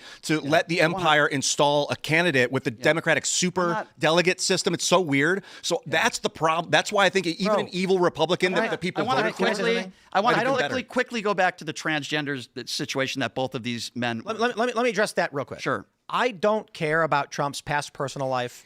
We can condemn the things that were bad. I don't care if Kamala did whatever she did. And Yeah. I don't care if Barack Obama married a trans person or whatever these people claim, right, about Michelle. Like, I look at the personal lives, like, because again, it's used against Obama to be like, oh, look what he's secretly doing, whatever. I'm just sitting here being like, look, man, you're gonna get a lot of weirdos. You're going to get a lot of weirdos, a lot of bad people. We want to try and we want to try and make sure that whatever is being done, whether it's for good intentions or bad intentions, has the ultimate positive effect for the American people. And for that, I can say that Obama did a bunch of things that were in fact pretty good. I think he did a lot of things that were in fact pretty bad. And there are a lot of things that I don't like that he did. And I view Trump as I view him like as a marginally net positive presidency. I view Obama as a massively net negative presidency. By what standard? Is he Of my positive? life. Of my like, what has he done that's positive? Well, in the grand scheme of things, we can talk about the debt he's got us in. I think it was $8.2 trillion in his first administration, Donald Trump. Obviously, his handling of the pandemic, I thought was abysmal. Let me ask you about the debt. What is your concern with the debt? Well, it seems as though the last president that left us with a surplus was Bill Clinton, even though I don't like his sexcapades and I don't like him personally. But what about the debt right now? we had no debt. We built. No. Hold on. Like, because people bring up the debt. There's a lot of problems with the debt, and why there's reasons why I don't like it. But so I'm asking you, like, let's hash out. I think there are better ways. The money that we are spending in Washington D.C. today, and you guys will probably disagree with me on this, and this is a left-leaning view, but I do believe that if you tax the rich a little bit more and you don't give the biggest tax breaks in history and the CEOs of Fortune 500 companies and all these tax breaks, and maybe if everybody paid the take same money from percentage, people that work Jeff for their Bezos money. down to a guy making minimum wage, charge Fine, them but the you're same talking about- percentage of flat tax. So let me address this. This is an important conversation because the conversation around taxing the rich tends to target like 13 guys. And the taxes that typically get implemented to target these 13 guys have massive negative repercussions for much smaller guys. So I'll use myself as a personal example of I am in favor of progressive taxes. I am not in favor of this tax the rich blanket ethos for this reason. Would you agree with the same tax percentage for everybody? I think No. I think we need a different tax bracket system because it doesn't extend to the people like Bezos. And there's like wealth tax is not going to work. But let me explain this. I am wealthy. I'm very wealthy. I what don't. you told me. I don't have the wealth the way that like Elon has the wealth. So here's what ends up happening. They say we're going to tax the rich, and I go, okay, listen. I make a lot of money because I work 80 hours a week plus. I work sometimes on weekends, so sometimes a little bit more. You work hard. I work hard and long hours. It's hard and long, right? Just I always talk about how hard and long it is. hard and long, And dude. here's what happens. Give me some money. They because tell you me- work hard I don't know and where don't Ian's have going so- with that. so let me put it like I'm just this. saying. If I work, What am I saying? If What? I work 4 hours a day, I will make between $1 and $3 million per year. If I work 8 hours a day, I'll make between $3 and $4 million a year. The taxes, what they're saying to me is, Tim, when you work those extra 8 hours, you will make less money. And then my response is, I guess I should not work those extra hours. I'm not making money off investments or the stock market or, watching this or pump and dump schemes or any of that weird stuff. So when they say we should tax the rich more, they're telling the majority of wealthy business owners, which are not the ultra billionaires, I'm not even talking about ultra millionaires either. I'm talking about people whose net worth might be a few million, but their salaries are a couple $100,000. They're telling the CEO, if you work more hours, you will make less money. And so they literally just go, I guess I won't. Now, we're upset that people like Bezos can take out loans against his stock and he's worth billions of dollars and lives like a king. But the policies that get implemented just target business owners who might have 5, fast casual restaurants instead of billionaires. I've heard this argument before. And it's true because I'm sorry to interrupt, but I just want to say this one more time. They are telling me every single day to stop working and stop running my business and to fire my employees. Every day the liberals are saying, Tim, when you work those extra 8 hours a day, you will get nothing for it. And I will tell you the reality of this company is that Timcast IRL costs me money personally. I would make more money if I did not do it. And a component of it is not entirely, but a component of it is the tax system. I get it, Tim, but down. maybe we can meet in the middle here, okay? I get what you're saying. I also am uncomfortable. And while I'm, for the most part, okay with capitalism, I have an issue with the economy that we are in right now. For example, working 2 to 3 jobs to try to feed your family. I don't want to live in a country. If you remember at the White House, that photo op ridiculous stunt with the grandmother who's the, was it a Uber Eats driver or something like that? I'm trying to remember. And her sad story, right? Her husband is dying of cancer. It's terrible. And I don't want somebody in this country that's paid taxes their entire life to have to work a job like that to try to save her husband's life. It's sad. We all agree. And now here's the challenge. Taxing my overtime does not help her in any meaningful way. It hurts her. It is difficult. Listen, Timcast IRL is an investment from me into a passion. I think this show matters. I think the people that work here matter. I think everything we're building matters. If I did not do it, I would have money for infinity pools and cars. But instead, the money that comes in, so when people join timcast.com, that money basically just funds the operation. Yeah. It doesn't, my salary has never gone up. In fact, I make less money. My morning show makes money that goes and subsidizes Timcast for this company. Taxing that extra money makes it harder for me to give people like that jobs. So if we want to, so solving these problems isn't go to Bezos and pay taxes. You know why? The problem with taxes, all it's going to do is go bomb Middle Eastern countries. Brian, we're going to tax Bezos. I have a go bomb Iran solution. with I have a solution, Phil. Let me ask one maybe question. You can. Sure, but I have a solution. I want 1,000 all that remains vinyls. I want you to sign them for me. I will put them up on eBay and I will donate it to people that are struggling, that are living paycheck to paycheck. No. What do you think? What do you think? I'll pay for that. Wait, hold on. Real quick, I think Phil. that's a good idea. I will buy 1,000 By the vinyls for you way- to sign that we could donate to working people. I think that'd be cool. By the way, he doesn't even know this. I listen to his music all the time. He's a fan. He just pisses me off on Twitter and he hates me, but that's okay. I've I feel that way unmuted with you. Jess Margera of CKY. He has unmuted me. We're making I progress. have unmuted you. I like Phil. But no, I seriously. What do you think the function of taxes? Like, what do we pay taxes? Well, you're for? paying your debt to society, and then No. I'm hopeful. What does the government tax people for? Well, obviously for government programs. No, that no, it's not. It doesn't. It's to It pay, doesn't. and it's also to pay people in government. No. positions, It public doesn't. Parks. It doesn't. It doesn't. What do you It mean? do- That's all government No. money. That we, The function of taxes is to manage inflation. When the government wants, That's not listen. working. Hear me out. Hear me out.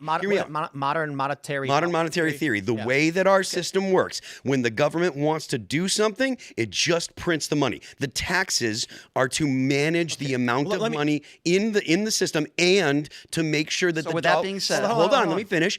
And to make sure that dollars have a value because you have to pay taxes in dollars. So there's a demand for one second. dollars. I want to elaborate on this. The way modern monetary theory works, the U.S. government doesn't print money. What the U.S. government will do is they'll say, Brian, you know I'm good for it. I want you to go and mow the lawn, and I'll pay you $100,000 in 3 months.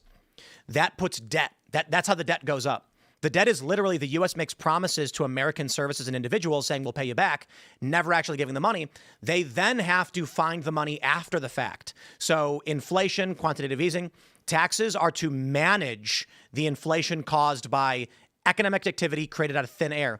There's another policy in banking called fractional reserve banking, in which the money supply is expanded.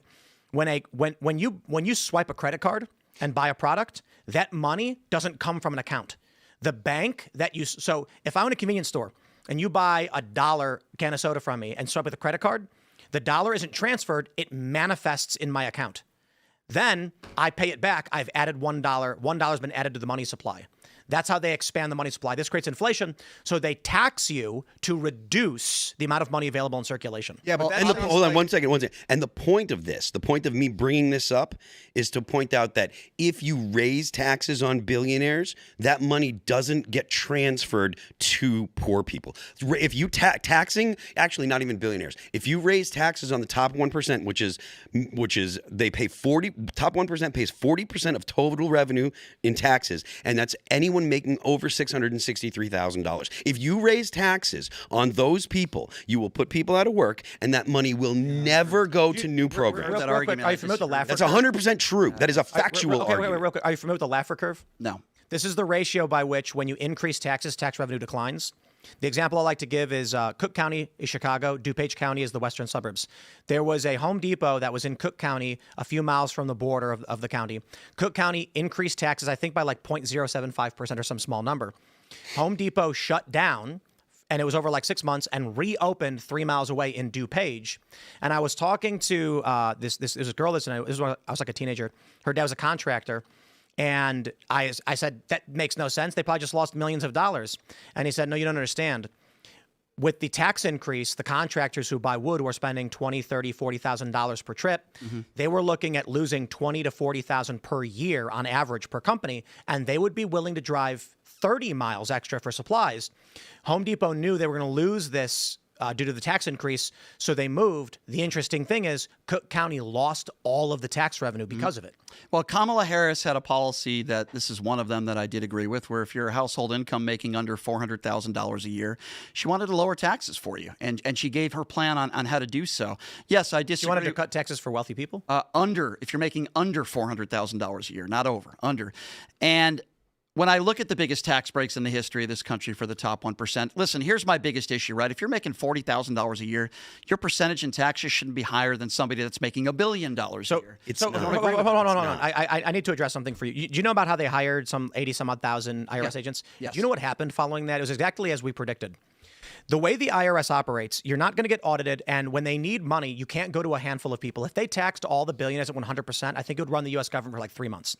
So when the U.S. government needs to control the economic supply in a variety of means, the way you do it is you need 80,000 IRS agents, then you send letters to working class Americans, nickel and diming them. We saw a massive uptick in working class people getting IRS bills for debts they did not believe they owed but cannot fight.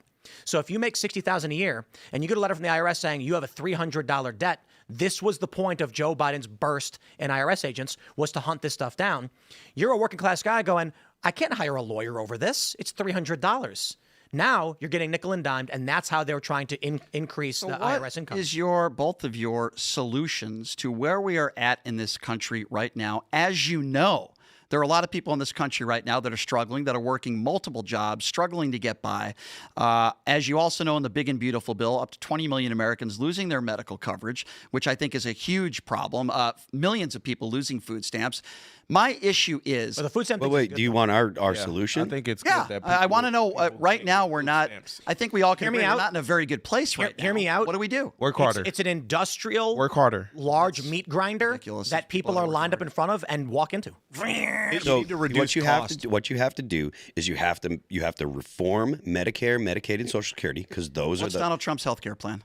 Do you want what I think, or do you want me to speak for Donald Trump? Well, he's Because the I'm president. gonna tell you. you asked for You asked for solutions, mine, so I'm gonna okay. tell you Go me. ahead. I don't know what Donald Trump says. He doesn't have You need. Sweet Brian, we're not talking about Donald Trump right now. We're talking about me. President Donald Trump. Donald Trump. Donald Trump. Donald All right, Trump. give I your said answer, this at the give your answer, beginning. give your answer. You need to reform Medicare, Medicaid, and Social Security. They're going to run out by 2033. They're going to change so that way they're going to cut everybody's benefits by 25% or 24%.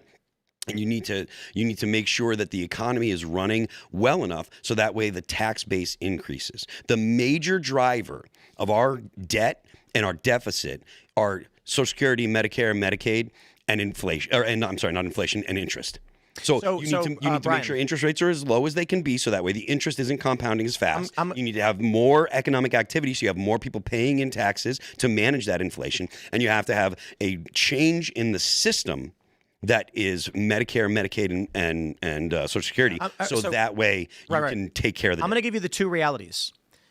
Gen Alpha is half the size of Gen Z. Yeah. You need today around 4 laborers to pay on an average salaries, taxes to Social Security to accommodate 1 Social Security recipient. We've been reducing the amount of money Social Security recipients get relative to inflation. Like, their benefits are much, much lower than they were when we started the program because we don't have the labor force. What we're trying to do is take a tiny bit from everybody working to pay to the older generation. The problem is the older generation is now bigger than the incoming younger generation. The Democrat strategy under Biden was mass migration. So you can argue whether the border was open or closed or whatever, but it certainly we saw a large influx of estimates ranging from 10 on the low end to 20 on the high end of immigrants coming to this country, illegal or otherwise. The goal there on the Democrats was we need to bolster the labor force so that we can maintain our economic system. You can't cut Medicare and Medicaid because people will revolt. How do you fund it? Bring in more workers to boost economic activity. The concern that people like Trump or maybe not Trump is a good example, but Trump supporters had is that this massive influx of third worlders won't replace skilled labor. You can't bring in a Guatemalan farmer to replace a middle manager in an insurance firm. So you're not actually going to get a one-for-one economic exchange. Instead, you're going to see cultural discohesion and conflict. The Democrat strategy seems to be, well, we can't let the system break, can we? I mean, your livelihood is gone. So this is the best option, I guess. And the Trump strategy is if we lock the border down and bring in tariffs to boost internal economic activity and center the United States for oil activity, we will go through a rough patch and turn things around. Now, certainly you can argue the success rates of either, but these tend to be the aerial views of what was happening between the administrations. And it looks like, for whatever reason, Trump won. I think immigration pissed people off. Whether or not he will succeed is a different question. Whether or not you want him to do it is a different question. But that seems to be the overarching. Well, I've told you what I want. Obviously, I've been pretty clear on that. So let me ask you. Well, that's really not all I said, Phil. It's okay, right. Let me ask you this. So millennials are about 80 million. Gen Z is just shy about 78 million. Boomers are around, I think, 65 or so million, maybe even around 70. But they are approaching what's called the mortality shelf, which is 80 years old. It's life expectancy. Donald Trump being one of I think he's the last year of boomers.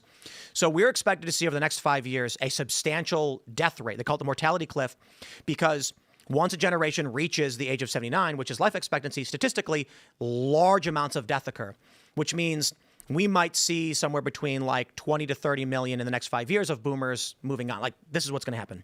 However, of the remaining, of the Gen Xers, which, I always leave out because they're kind of the middle child, but Gen Xers are around, I think, 70 to 75 million.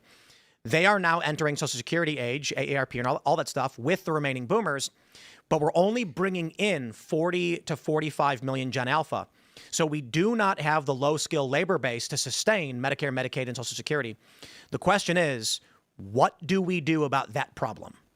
Well, obviously that's extremely problematic, but Phil had just mentioned that tax the billionaires. That's all Brian wants. That's all the liberal wants, which I'm not. But so how do we address this standard economic issue with this bottlenecking? Well, there's a lot of things that I think we can do to make things better for the country. A lot of ways we can conserve and a lot of ways we can help people that are struggling. Now, it's not just about taxing the rich. I'm not even talking about that.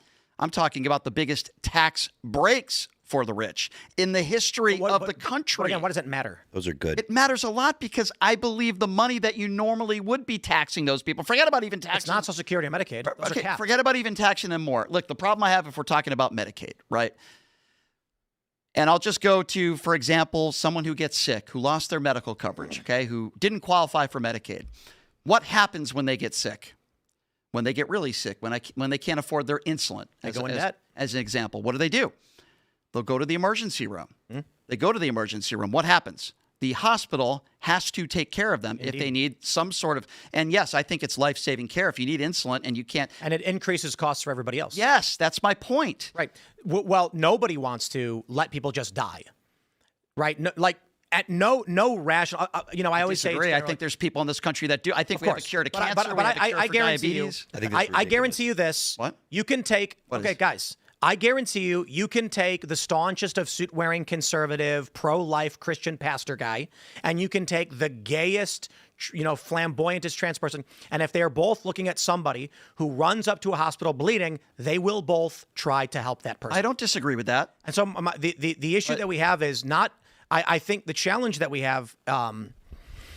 Here's the problem I have with the left and liberals. We're smarter. Oh yeah. There's why a you know reason economics why so well. there's a reason why 9 million Obama voters switched to Donald Trump in 2016, because it's not that you're smarter. It's not that the liberal left is smarter. In fact, I think it's quite the inverse. I think there was a period where the right was very marching in lockstep and out of touch, and I think that inverted. When I was younger, the right seemed to be out of touch. Then, around the Trump era, the liberals started adopting policies that were incongruous with reality. And now we're at a point where they say things like tax the rich, but taxing the rich even at 100% doesn't pay for anything. But Phil just said something because he thought what I said was ridiculous about, I believe we have some diseases in this country where I think there is a cure. And the reason why it's not out there is because it's such a huge business. And I'll give you an example because Phil just said what I said is ridiculous. And just let me just explain something to the musician here real quickly. So Phil, I'm a type 1. Just schooled you on economics? You didn't school me on anything. What's I'm a type 1 diabetic.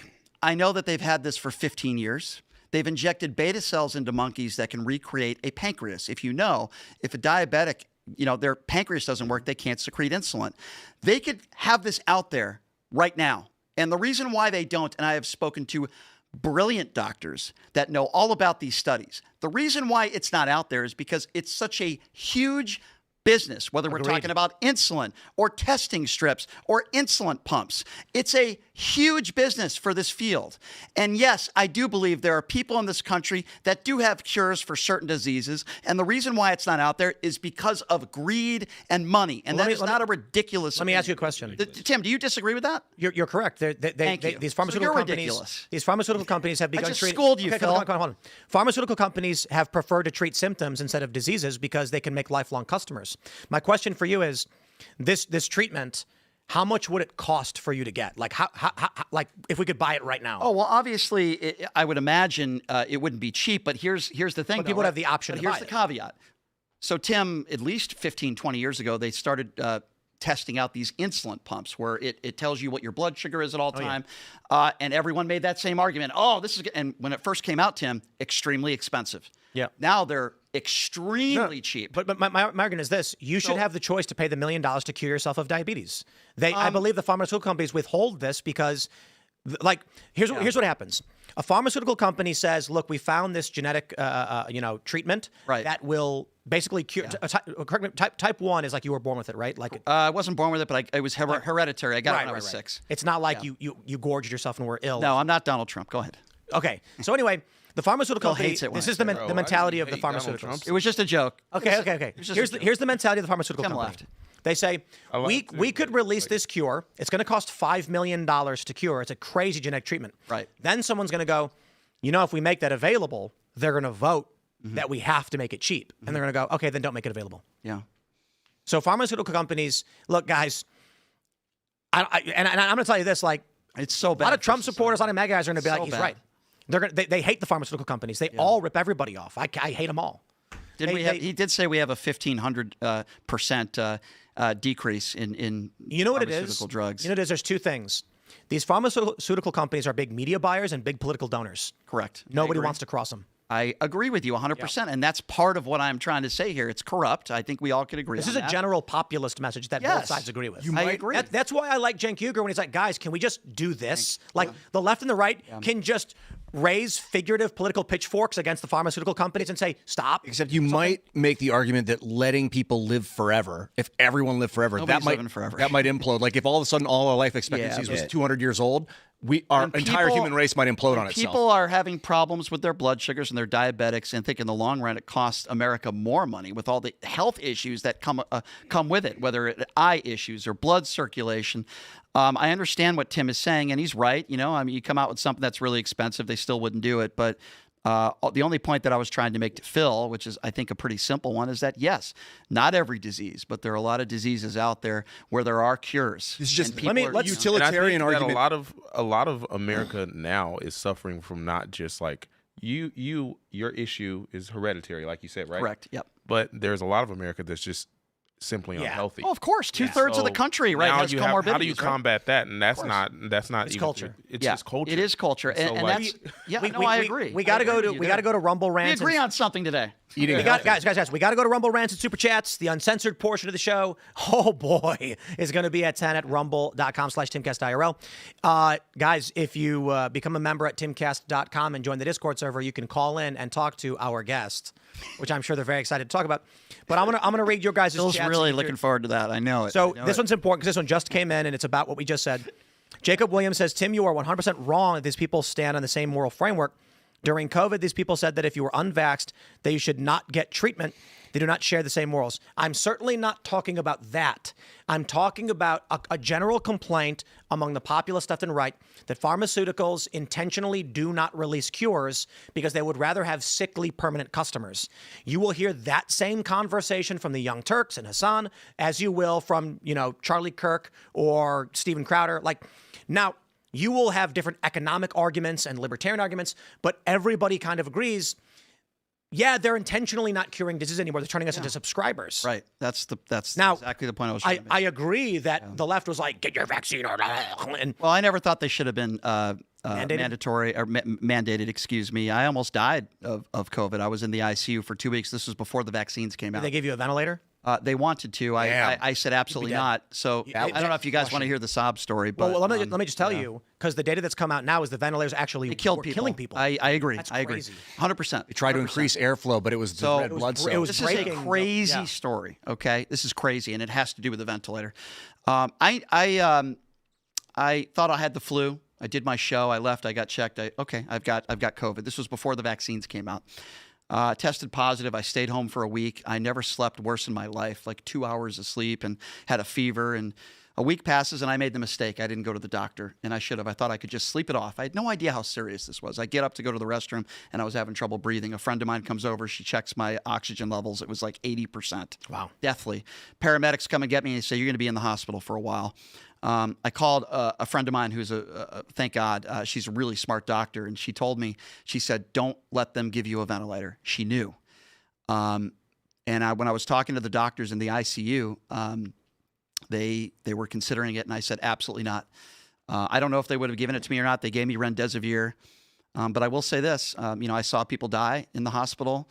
I didn't think I was going to make it. And then when the vaccines came out, I got vaccinated and got COVID 2 or 3 times after that, and it was like the sniffles.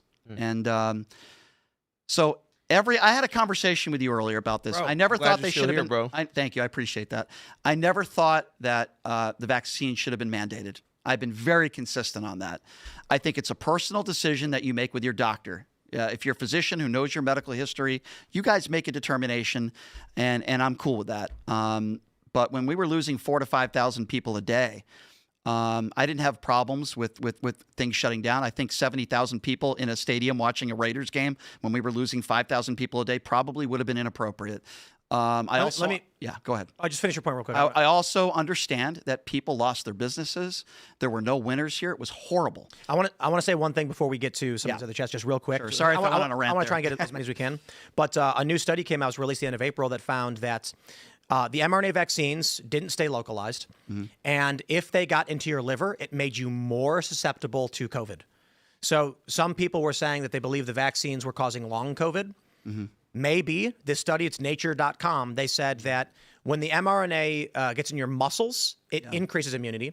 If it hits your white blood cells, it can be middle of the road. It might damage your immune system. It might... A lot of misinformation was getting out When there. it got into your liver, and this is from this year, this is from a couple months ago. Yeah. If it gets in your liver, Yeah. it tells your body to tolerate the spike protein, so it allowed COVID to propagate before. So people were getting really, really sick, and it is believed. Sure. But I do have to say this first, Brian. It's 1-1 right now. The hockey game, Vegas Golden Knights. Indeed. Carolina And Hurricanes. Astro Fox says, I can forgive Brian's incredibly horrible takes, but missing a Knights game in the middle of the Stanley Cup, Vegas local card revoked. Yeah, well, first of all, he doesn't know what he's talking about because that wasn't a home game. It's actually on the road against Carolina, you dope. Oh, 2-1. Snap. Shapiro with the goal. idiot. You were just there at one of the games. Yeah. I went to both the games, you clown, whoever said that. And what you're trying to get me to go to one too, right? I was going to get your whole crew in, man. That's right. We Yeah, were so close. Danny Negreanu has 16 season tickets, I think. But I also know some people. So you can offer those. I would even beforehand. invite Phil. I would, Phil. I wouldn't go. I would have a beer with you. You wouldn't go to a stadium. gotta go. Phil is so Night's mean. game. He's Came just back so. from tour and I got a kid at home. I got to. Oh, okay. sure, I thought it was sure, because of sure. me. That's I would yeah. invite Phil. I would. I'm actually a nice guy. All right. Not such a bad guy. All right, you ready for these, Brian? Let's do it. David Flores says Brian is a cuck simp who invokes his debate opponent's deceased child with crocodile tears. Yeah. Because he's a dirty grifter. Brian and his ilk are why this nation is failing. Who do I cuck for? Name me a name. Who do I cuck for? I don't know. but Joshua says 86 Shapiro. it sounded like it wasn't crocodile tears. I didn't Wouldn't be see the first debate. time, bro. Who do I cuck for? I don't cuck for the Democrats. I'm not a Democrat. In fact, I've been called a racist lately because I called out Kamala Harris, and I think we're all screwed if Kamala runs again. I gotta be Who honest. do I cuck Democrats are racist. Hey, look. You know, Besides the for? And point. Republicans aren't? I gotta I mean, give. I've met more racist Democrats than I have Republicans. I agree. I completely agree. Okay. Like my whole You life. can make has been those this- faces, but hey, are you gonna? I think there are racists that's not a true everywhere. experience? I think there are racists Well, everywhere. People that I've experienced racism from are people that Got you. supported people. The one like party who Kamala says Harris. systemic racism doesn't exist. excuse me, Sir Blackman, can you please defer to the white man's experience for a I second? know so you he's can- telling me No. who I should think is racist. The right? one party that says systemic racism doesn't exist from the is party that Republican said you Party. ain't black if you don't vote Democrat. Joe You Biden remember that? apologized for the next day I don't for care that. if he apologized. Oh, you don't for it or care if not. somebody admits they're wrong about something? Well, I mean, he said it. Wait, hold on. His point was he experienced racism more from them, and he apologized. It doesn't change the fact that he experienced it from them. Yeah. So I agree with him. I've experienced there's one One party. of the most I've racist not- things in this company is pushed by the Democratic Party, and we know that's abortion. the most You racist think thing. abortion Listen, is racist? Yes. Do you know who I a woman by agree the name too. of Margaret Sanger hold is? on, wait, Brian. Do you know what the 1340 is? Yes, I do. Despite making up 13% of the population, black babies account for 40% of the abortions. I understand that. You understand my that, and you still opinion- don't say that it's opinion- not racist. My opinion on Margaret abortion. Sanger said this. Listen, Margaret Sanger said this. The founder of Planned Parenthood, the organization that all these people get out on the streets and chant for, you probably support it. She said this. It is my job. I don't want the word to get out that I want to exterminate the Negro population. But a good way to do that would be through the black preacher. I don't She said, think- no. So you're telling me that's not racist? I don't think you know what I support, so I'll explain it. No. to you. I'm asking you. Is that racist? Well, you said you just thought I support. Is something that racist? What the founder of Planned Parenthood said? I don't think. So you're not going to answer the question. I don't This is know what who happens that- to every person. I'm answering it. You're not letting me. It's a yes or no question. I don't know who that individual is. I could see why. Margaret Sanger is the founder of Planned Parenthood, I could the see how place some where they people destroy babies. I could see how some people could construe that as racist. Construe that as racist? Bro, give me on. a break. Hold on, my debate You're running point around would in be, circles I'm not right familiar now. with Hold that on. quote. I can't answer to Well, it. that's what I meant to say, obviously. I misspoke. But here's what I will say. I don't think it's racist for somebody like myself to say that I don't want to tell women what to do with their bodies. Now, What are you telling them to do with their bodies? Now, I To understand. 86 a baby, right? Well, let's, guys. I want to get. That's what you're I want to telling get more them to questions do. and comments. Why are you in. shaking your face? Hey, listen, man. Okay. 86 a baby? Are you a serious that's person? what- That's the choice. It's very easy to fall into longer debates. We have a lot of super chats. Go and ahead. I'm humble sorry. rants, Go ahead. And they're mostly just insulting Brian, so I feel bad. Watch out for the What- ad hominems. And with all due respect, Brian, I can't. what did you do to hold- people? I'm sorry. I want to try to Give get them these facts, something Now- you can't spell. I want to say this. I'm not going to read every single insult, but it would be unfair. I if don't people mind. Paid money, right? I'm not like Donald Trump. I don't have like thin skin. I can, Joshua and by the way, says- my skin's not leaving my body either. This one I actually think is pretty good. Joshua says Charlie Kirk had more integrity in his left nut than Brian's entire bloodline. Yeah. Okay. It's pretty. It's a good rip. It's a good rip. Let's see. I have no comment for that one. Both my We nuts actually are we need to doing just debate. fine. We need to discuss Carmelo. We'll do the Carmelo I discussion would for love the to do uncensored that. portion. I would love to. Yes. Let's see. Miner says Brian is my favorite misogynist. I wish I could tell women to shut up and make me a sandwich in public. Truly a hero. Yeah. I don't know if that's sarcastic. I would gladly I- poison a sandwich for him. I think Ooh, they that's might be awful being close to serious threat because there's a to couple language. comments where they thought it was funny that you told Rachel to make a sandwich. I did actually. No, but can I just say why I said that? No. Because it was in the context of You told somebody to pretend go like make a sandwich? I'm trying to explain it. If you could just let me finish. Stop being racist. No.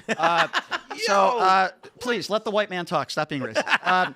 So if you see Phil like that, Joe. You're red. No, I said that, Tim, because I was doing the context of pretend like I'm Andrew Wilson and go make a sandwich. I said that to actually start the debate. Yeah. They're Making it obvious like I sarcasm. actually, yeah. But wait. I wouldn't care if you actually did. It was clear in a debate you're making a I'm point. making a joke, yeah, and I'm making a point that your husband is a misogynist. Yes, I'll say that right now. Andrew Wilson is a dad bod, misogynist piece of human scum and a fake Christian. Wait, I don't want to drag him into this, but I just think You just did. You mentioned are Rachel conservatives Wilson. upset that you made a joke telling women to get a sandwich? Well, tell your conservative who's listening to the show to go F himself. Next. Here we go. Swanson says, Brian, I'm a welder. I make $25 an hour, bring home $4K a month, and I lived perfectly fine. I have a 2000 town car low miles and a 99 F-150. Gas is $3.09 here in Chattanooga. Quit whining. Well, guess what? It's not just about what you pay for gas in your city, you Trump mushroom gobbling idiot. Okay, it's about throughout the entire country. Okay, the national average. Hold on a second. I hate this. Insult you. Well, I'm insulting him because he's an ignorant fool. Just because you pay $3.09 a gallon doesn't mean everybody else is fine, and they're paying $3.09 a gallon, you fool. The average price of gas is $4.60 or $4.55. I hate this argument. Hey, Brian, I'm only paying $2.85 a gallon. Yeah, you dope. That's in your city. We're talking about the national average. The problem with MAGA supporters, and my biggest criticism, is they only see life through their own lens, not through other people. We're talking about the national average. Of course, you can find a few cities where gas prices are cheap. But that's how I view liberals. I mean, people still want to come to America. Well, so even though it's all so bad right now. When I was telling you the Tourism story. up or down? Let me answer this. I was Immigration up or down? I was asked you about telling you tourism. the story before the show that I had liberal friends in California, and they were telling me that they thought all Trump supporters were racist. They thought it was just never white said that. supremacists. Yeah, I would never Not say you. that. Yeah. But and I had to explain to them Just this guy. that He's racist. there's working class dudes in the suburbs of like New York or whatever, and they were Bernie supporters, and Bernie got knocked out, and they're going for Trump. They're not white supremacists. They want the candidate who says bring the jobs back. They want the candidate who says stop the illegal immigration. Bernie agreed, and Trump agreed. TPP. What I see now with most liberals is they don't try to understand the worldview and ideologies of the right. As there's the old trope that the right thinks the left is misguided, the left thinks the right is evil. We're very divided. We've actually found in these studies. I think this is Jonathan Haidt's research. I could be wrong. The right, when asked questions about what the other political ideology believes, the right conservatives get it correct. They say, what do liberals think about this issue? They are correct. When liberals are asked, what do conservatives think? They get it wrong. That's what the study bears out. So my view tends to be that I don't think the default liberal, that's the term for your average person who just, they're not into politics, but they'll vote Democrat. They live in a city. They want what's best for people. They want what's good, but they don't bother to ask why someone would vote for Trump. They tend just to listen to the proselytizers and then vote Democrat. I try to ask people. I try to figure out why people still support at this time Donald Trump. I try to ask people, what were Kamala's policies that you hated so much? Listen, the Democrat Party has a lot of issues. I would be the first one to admit that. And their messaging was terrible. Joe Biden, Kamala Harris only had 3 months to campaign. There should have been a primary. I've criticized Democrats a lot, but at the same time, when I ask Trump supporters on a daily basis and have conversations with them, it's usually just immigration. I say, what has he done for the economy? What is I bring up a lot of different issues. But people are single issue voters. Unfortunately, yes, I agree with you. Different ways to support some sycophants. I want some more insults. Sorry, Ian. Okay, here's David B. Gooch, 86 Brian Shapiro, Doc Holliday, Leprechaun Cast IRL. That's actually very funny. Stay free. The little ginger is way too annoying. There's a whole lot of super chats that are like, get him, Phil, get him, Phil. Do I get a percentage Phil of is those? the best. Can I get a percentage? Oh, wait, hold on a second. Let's go ahead. Let's grab this. So we got this from Relatively Objective. He says, Comey's seashells were not a threat because nobody believes he would personally do anything. They were Tweedledee and Tweedledum calls to violence, though.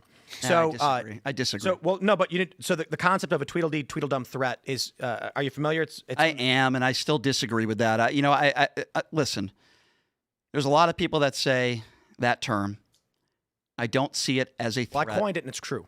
Yeah, but I don't think most reasonable people would see what Comey did as a legitimate threat in any or some. Well, I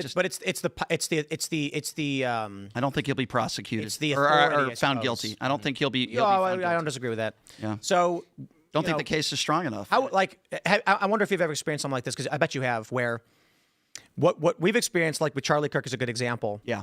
One person stands up and says, Nazis should all be murdered on the spot. And Well, when you police- say anybody hold on, should be let me murdered, finish. I'm sorry. Go ahead. That's free speech. You did not direct a threat. There's no imminent threat to violence. When you say somebody should be murdered, I think that crosses a gray area.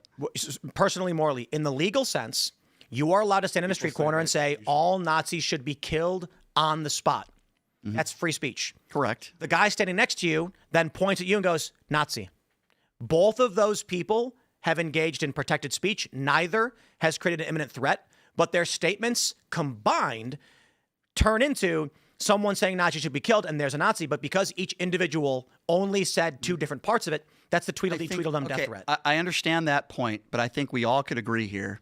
If Comey wasn't a political opponent in some aspect, or if there weren't personal issues between Trump and Comey, he would not have been arrested. That's correct. agree. But And that's wrong. That's wrong. No, hold on. There's two ways to look at it. The reason why Todd Blanche is saying this is a threat is because of the weight behind Comey's the statement 86. Is that the way the law applies? Yes. Yes, it is. So if Comey puts out on seashells this term, and then somebody like me or you puts out something along those lines, there's more weight to Comey doing it. He's no longer working in government. He's no longer intent matters, and so means is a component of committing a crime. Do you have the means? If a fat guy sitting in a chair who never left his house is 8647, then Blanche literally said that's not a threat. Tim, here's the when a guy holding a gun and pointing it says it, it is. One point that I want to bring up, though, you just said that Comey shouldn't be held to a different standard because he's. I think everybody should be held to the same standard. So you made the exact opposite argument about Donald Trump earlier. What do you mean? Because you said, do you think it's okay for the president of the United States to do this? You were making Doing that. what? You were referring to what? Help me. You were talking about him being a bad person. You're okay with the I'm president? not talking about. I wasn't talking about law. Okay, so you I said wasn't talking about breaking the law. No. Hold on. Let me just explain. Let me explain to you. In that context, I wasn't talking about the law. I do believe the law should be applied to everyone equally. What I'm talking about is setting the example based on his behavior, the things he says, the things he does. Behavior, Phil, not the law. I do believe the law should be applied equally, whether it's you, me, or the president. That's the difference. I want to get to the this leadership thing. That's real quick. all. I'm sorry to just cut these short because we're trying to get. Yeah, questions go ahead. in. Sorry, my bad. I do have to say talk too one. much. I do have to say one quick thing before reading the super chat. Carolina's 3. Tonight's 1. They're up 2. They're up 3-1. Yeah, it's 3-1. Carolina. Dan Underground is not going to be happy about that. All right, we got this from This Is Your Captain. False. As an airline pilot, I'd like to point out the Atlas Air cargo crash. A black pilot who had been pushed through training and eventually crashed a plane. Instructor had warned the company. He was pushed through training. I'd love to see evidence of how many hours of training he got compared to a white pilot.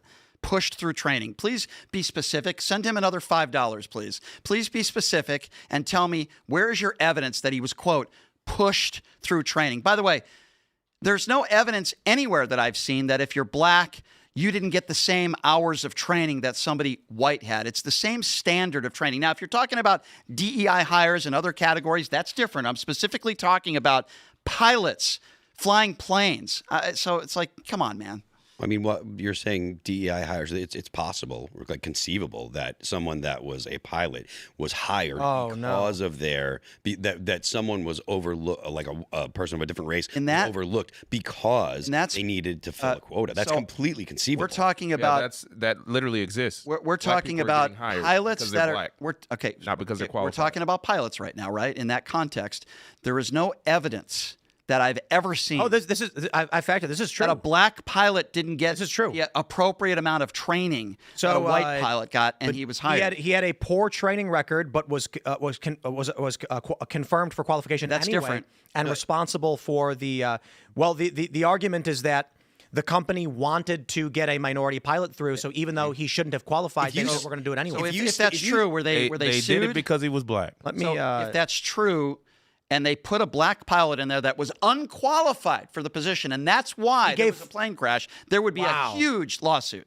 Huge. No. Instructors had warned the company saying that his training record was horrible, but Was they pushed this him through was this anyway. fought in the courtroom in any way, shape, or form? I'm reading it right now. Doesn't It was matter. 2019. It actually does, because that would mean that something. mean, was it happened, proven. though. It's just an allegation. It's just a claim. Well, now you're Where was bringing- it substantiated in a courtroom? What's the guy's name? Just because somebody says something doesn't mean it's Multiple true. people said that. Okay, well, a lot of multiple people say a lot of stupid things. So what? Multiple people have said the People that Earth is flat. people that actually were the And I'm instructors. telling you, we're talking about millions and millions of dollars. If a black pilot, they settled, but settlements are private. okay, I'd love to know the evidence that was provided in that this pilot was was, this- hired, private and that's why there was a That's I why don't there know. was. I don't a know. You have to look plane it up. crash. Well, it is there was evident a they hired wrongful him death because lawsuit. He was black. There's a lot of plane crashes where white pilots that have The made mistakes as the well. jump seat passenger filed a lawsuit. The settlement claims are not publicized. Yeah. There were several wrongful death. No criminal charges, however. Yeah, and as Do you you know, support DEI hires? do I support? No, so I would consider. I'll give you some DEI hires. You ready for this? No. Yeah, Kamala Christy, Harris. Christy Okay. Noem is a Oh, DEI God. hire. I knew think it. that the former Deflect, leader of the FBI is a deflect, DEI hire. Cash deflect, Patel is a DEI hire. John F. deflect. Kennedy Okay, Jr. come on, come on, come on. is What I mean is a is, do you- DEI hire. Do you think If that you- it's okay for I somebody don't to hire me support- because I I'm don't black? support somebody hiring somebody that's not qualified for any job. And if you look at the Trump administration, they have a ton of DEI hires. If you really want to get into that. okay, just they do. the actual debate. No, they don't. I thought Christy Noem was Cash Patel was not hot hired chick for being Indian, and Christy Noem was not hired for being a He woman. hires like hot chicks. You think those were qualified hires, Christy Noem, for that That's position? not the question of DEI. But hiring a hot The chick. issue- understand that. The Back question to of my qualification question. for these I people. understand that. Trump hires loyalists. Right, exactly. Back to my question. Hold If on, I'm hold on. black, DEI is do a you think they different- should? I understand. So Tim is making my point for me. What Donald Trump not. has done, hold on. What Donald Trump has done is he's hired people that are not qualified. I'm not asking people about for the Donald position. Trump. Is he, Okay? bro? Do you have pictures I of don't him in believe- your bedroom? Because you keep going back to him. Probably I'm does. asking you about Because we're DEI. talking about DEI Wolverine hires. meme where Okay, ask you okay, about let's pause. DEI. We've got half a minute left. Go ahead. Before we go to the uncensored portion, Yes. where we'll all say naughty Yes, words. go ahead. Not me. His question was, I will though. what was it? Do you support DEI hires? Yeah, like So- if somebody hired me because I'm black, would you support that? I don't necessarily to support anybody putting somebody in a position that's not qualified for the position because of the color of their skin. So you don't? I can't be more clearer than that. However, I will say this. If one person is just as qualified as another person and they happen to be black, and that was maybe a determining factor picking that black person over that white person, that are both have equal resumes and both qualified for the job, in that specific situation, I don't have a problem. But if you're I not think that's So you're gonna evil. pick I one think of them that's because evil. they're does that black. make? I think that's evil. Yeah, that's I think not what you right. described is evil. You, I don't know, you some- just said you were going because to pick some somebody companies will because hire they're black. women. Because the 'Cause you only want more determining women. factor is that you chose someone based on race. Well, I think, and We shouldn't have to maybe, live that way. Maybe And if you support Martin Luther King, he said, "I would rather me- be judged by the content of my character, not the color of my skin." let me ask you- So I would hold rather be hired Just based one on what last question, qualifies 'cause me. We're over time. Go ahead. Yep. So the issue I have is, you said they're two equally qualified people, and the company can choose someone based on race. That is what my family and what civil rights activists have fought to end. That companies can say, "I'd prefer particular race for this job." We shouldn't allow that.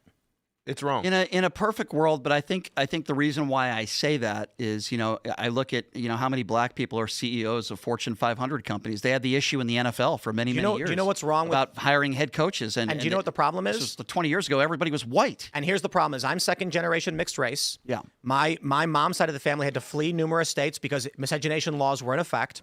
And today, your ideology says I look too white. And I've experienced this. And I beg liberals to stop judging me as a white man because my family did go through hardship. I just want to be treated on the merits. Let me ask you a But question. the worldview of the liberal is when Jeremiah go for a same job, they're going to be like, I'm going to pick him over me. And I'm like, how about we just get the job because we're good or not good at I mean, it? you'll never get identical Neither of us want to be judged by race. So why is it then that we've only had one black president? because he was awesome. Let's do this. Let's bring the debate to the uncensored portion of the show charismatic as- at rumble.com/Timcast IRL. Coming up very, very soon. You can follow me on X and Instagram at Timcast. Jeremiah, you want to shout anything out?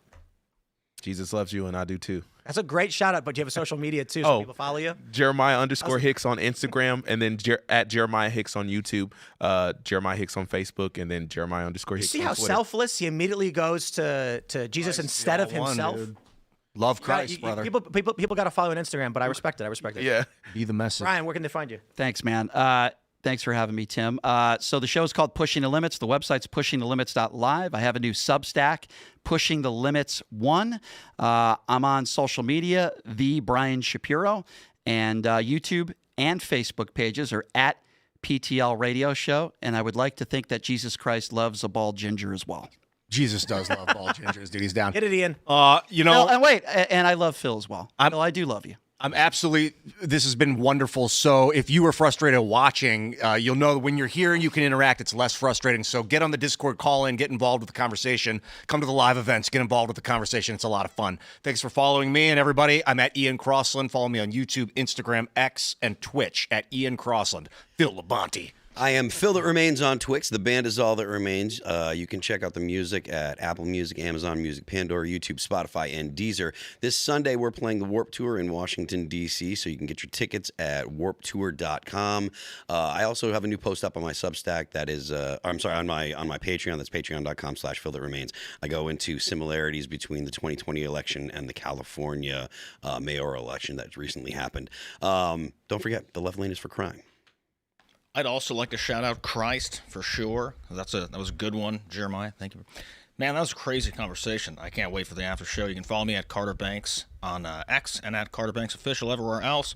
Follow the label at Trash House Records on YouTube, and let's get it. We'll see you all at rumble.com/Timcast IRL right now. Thanks for hanging out.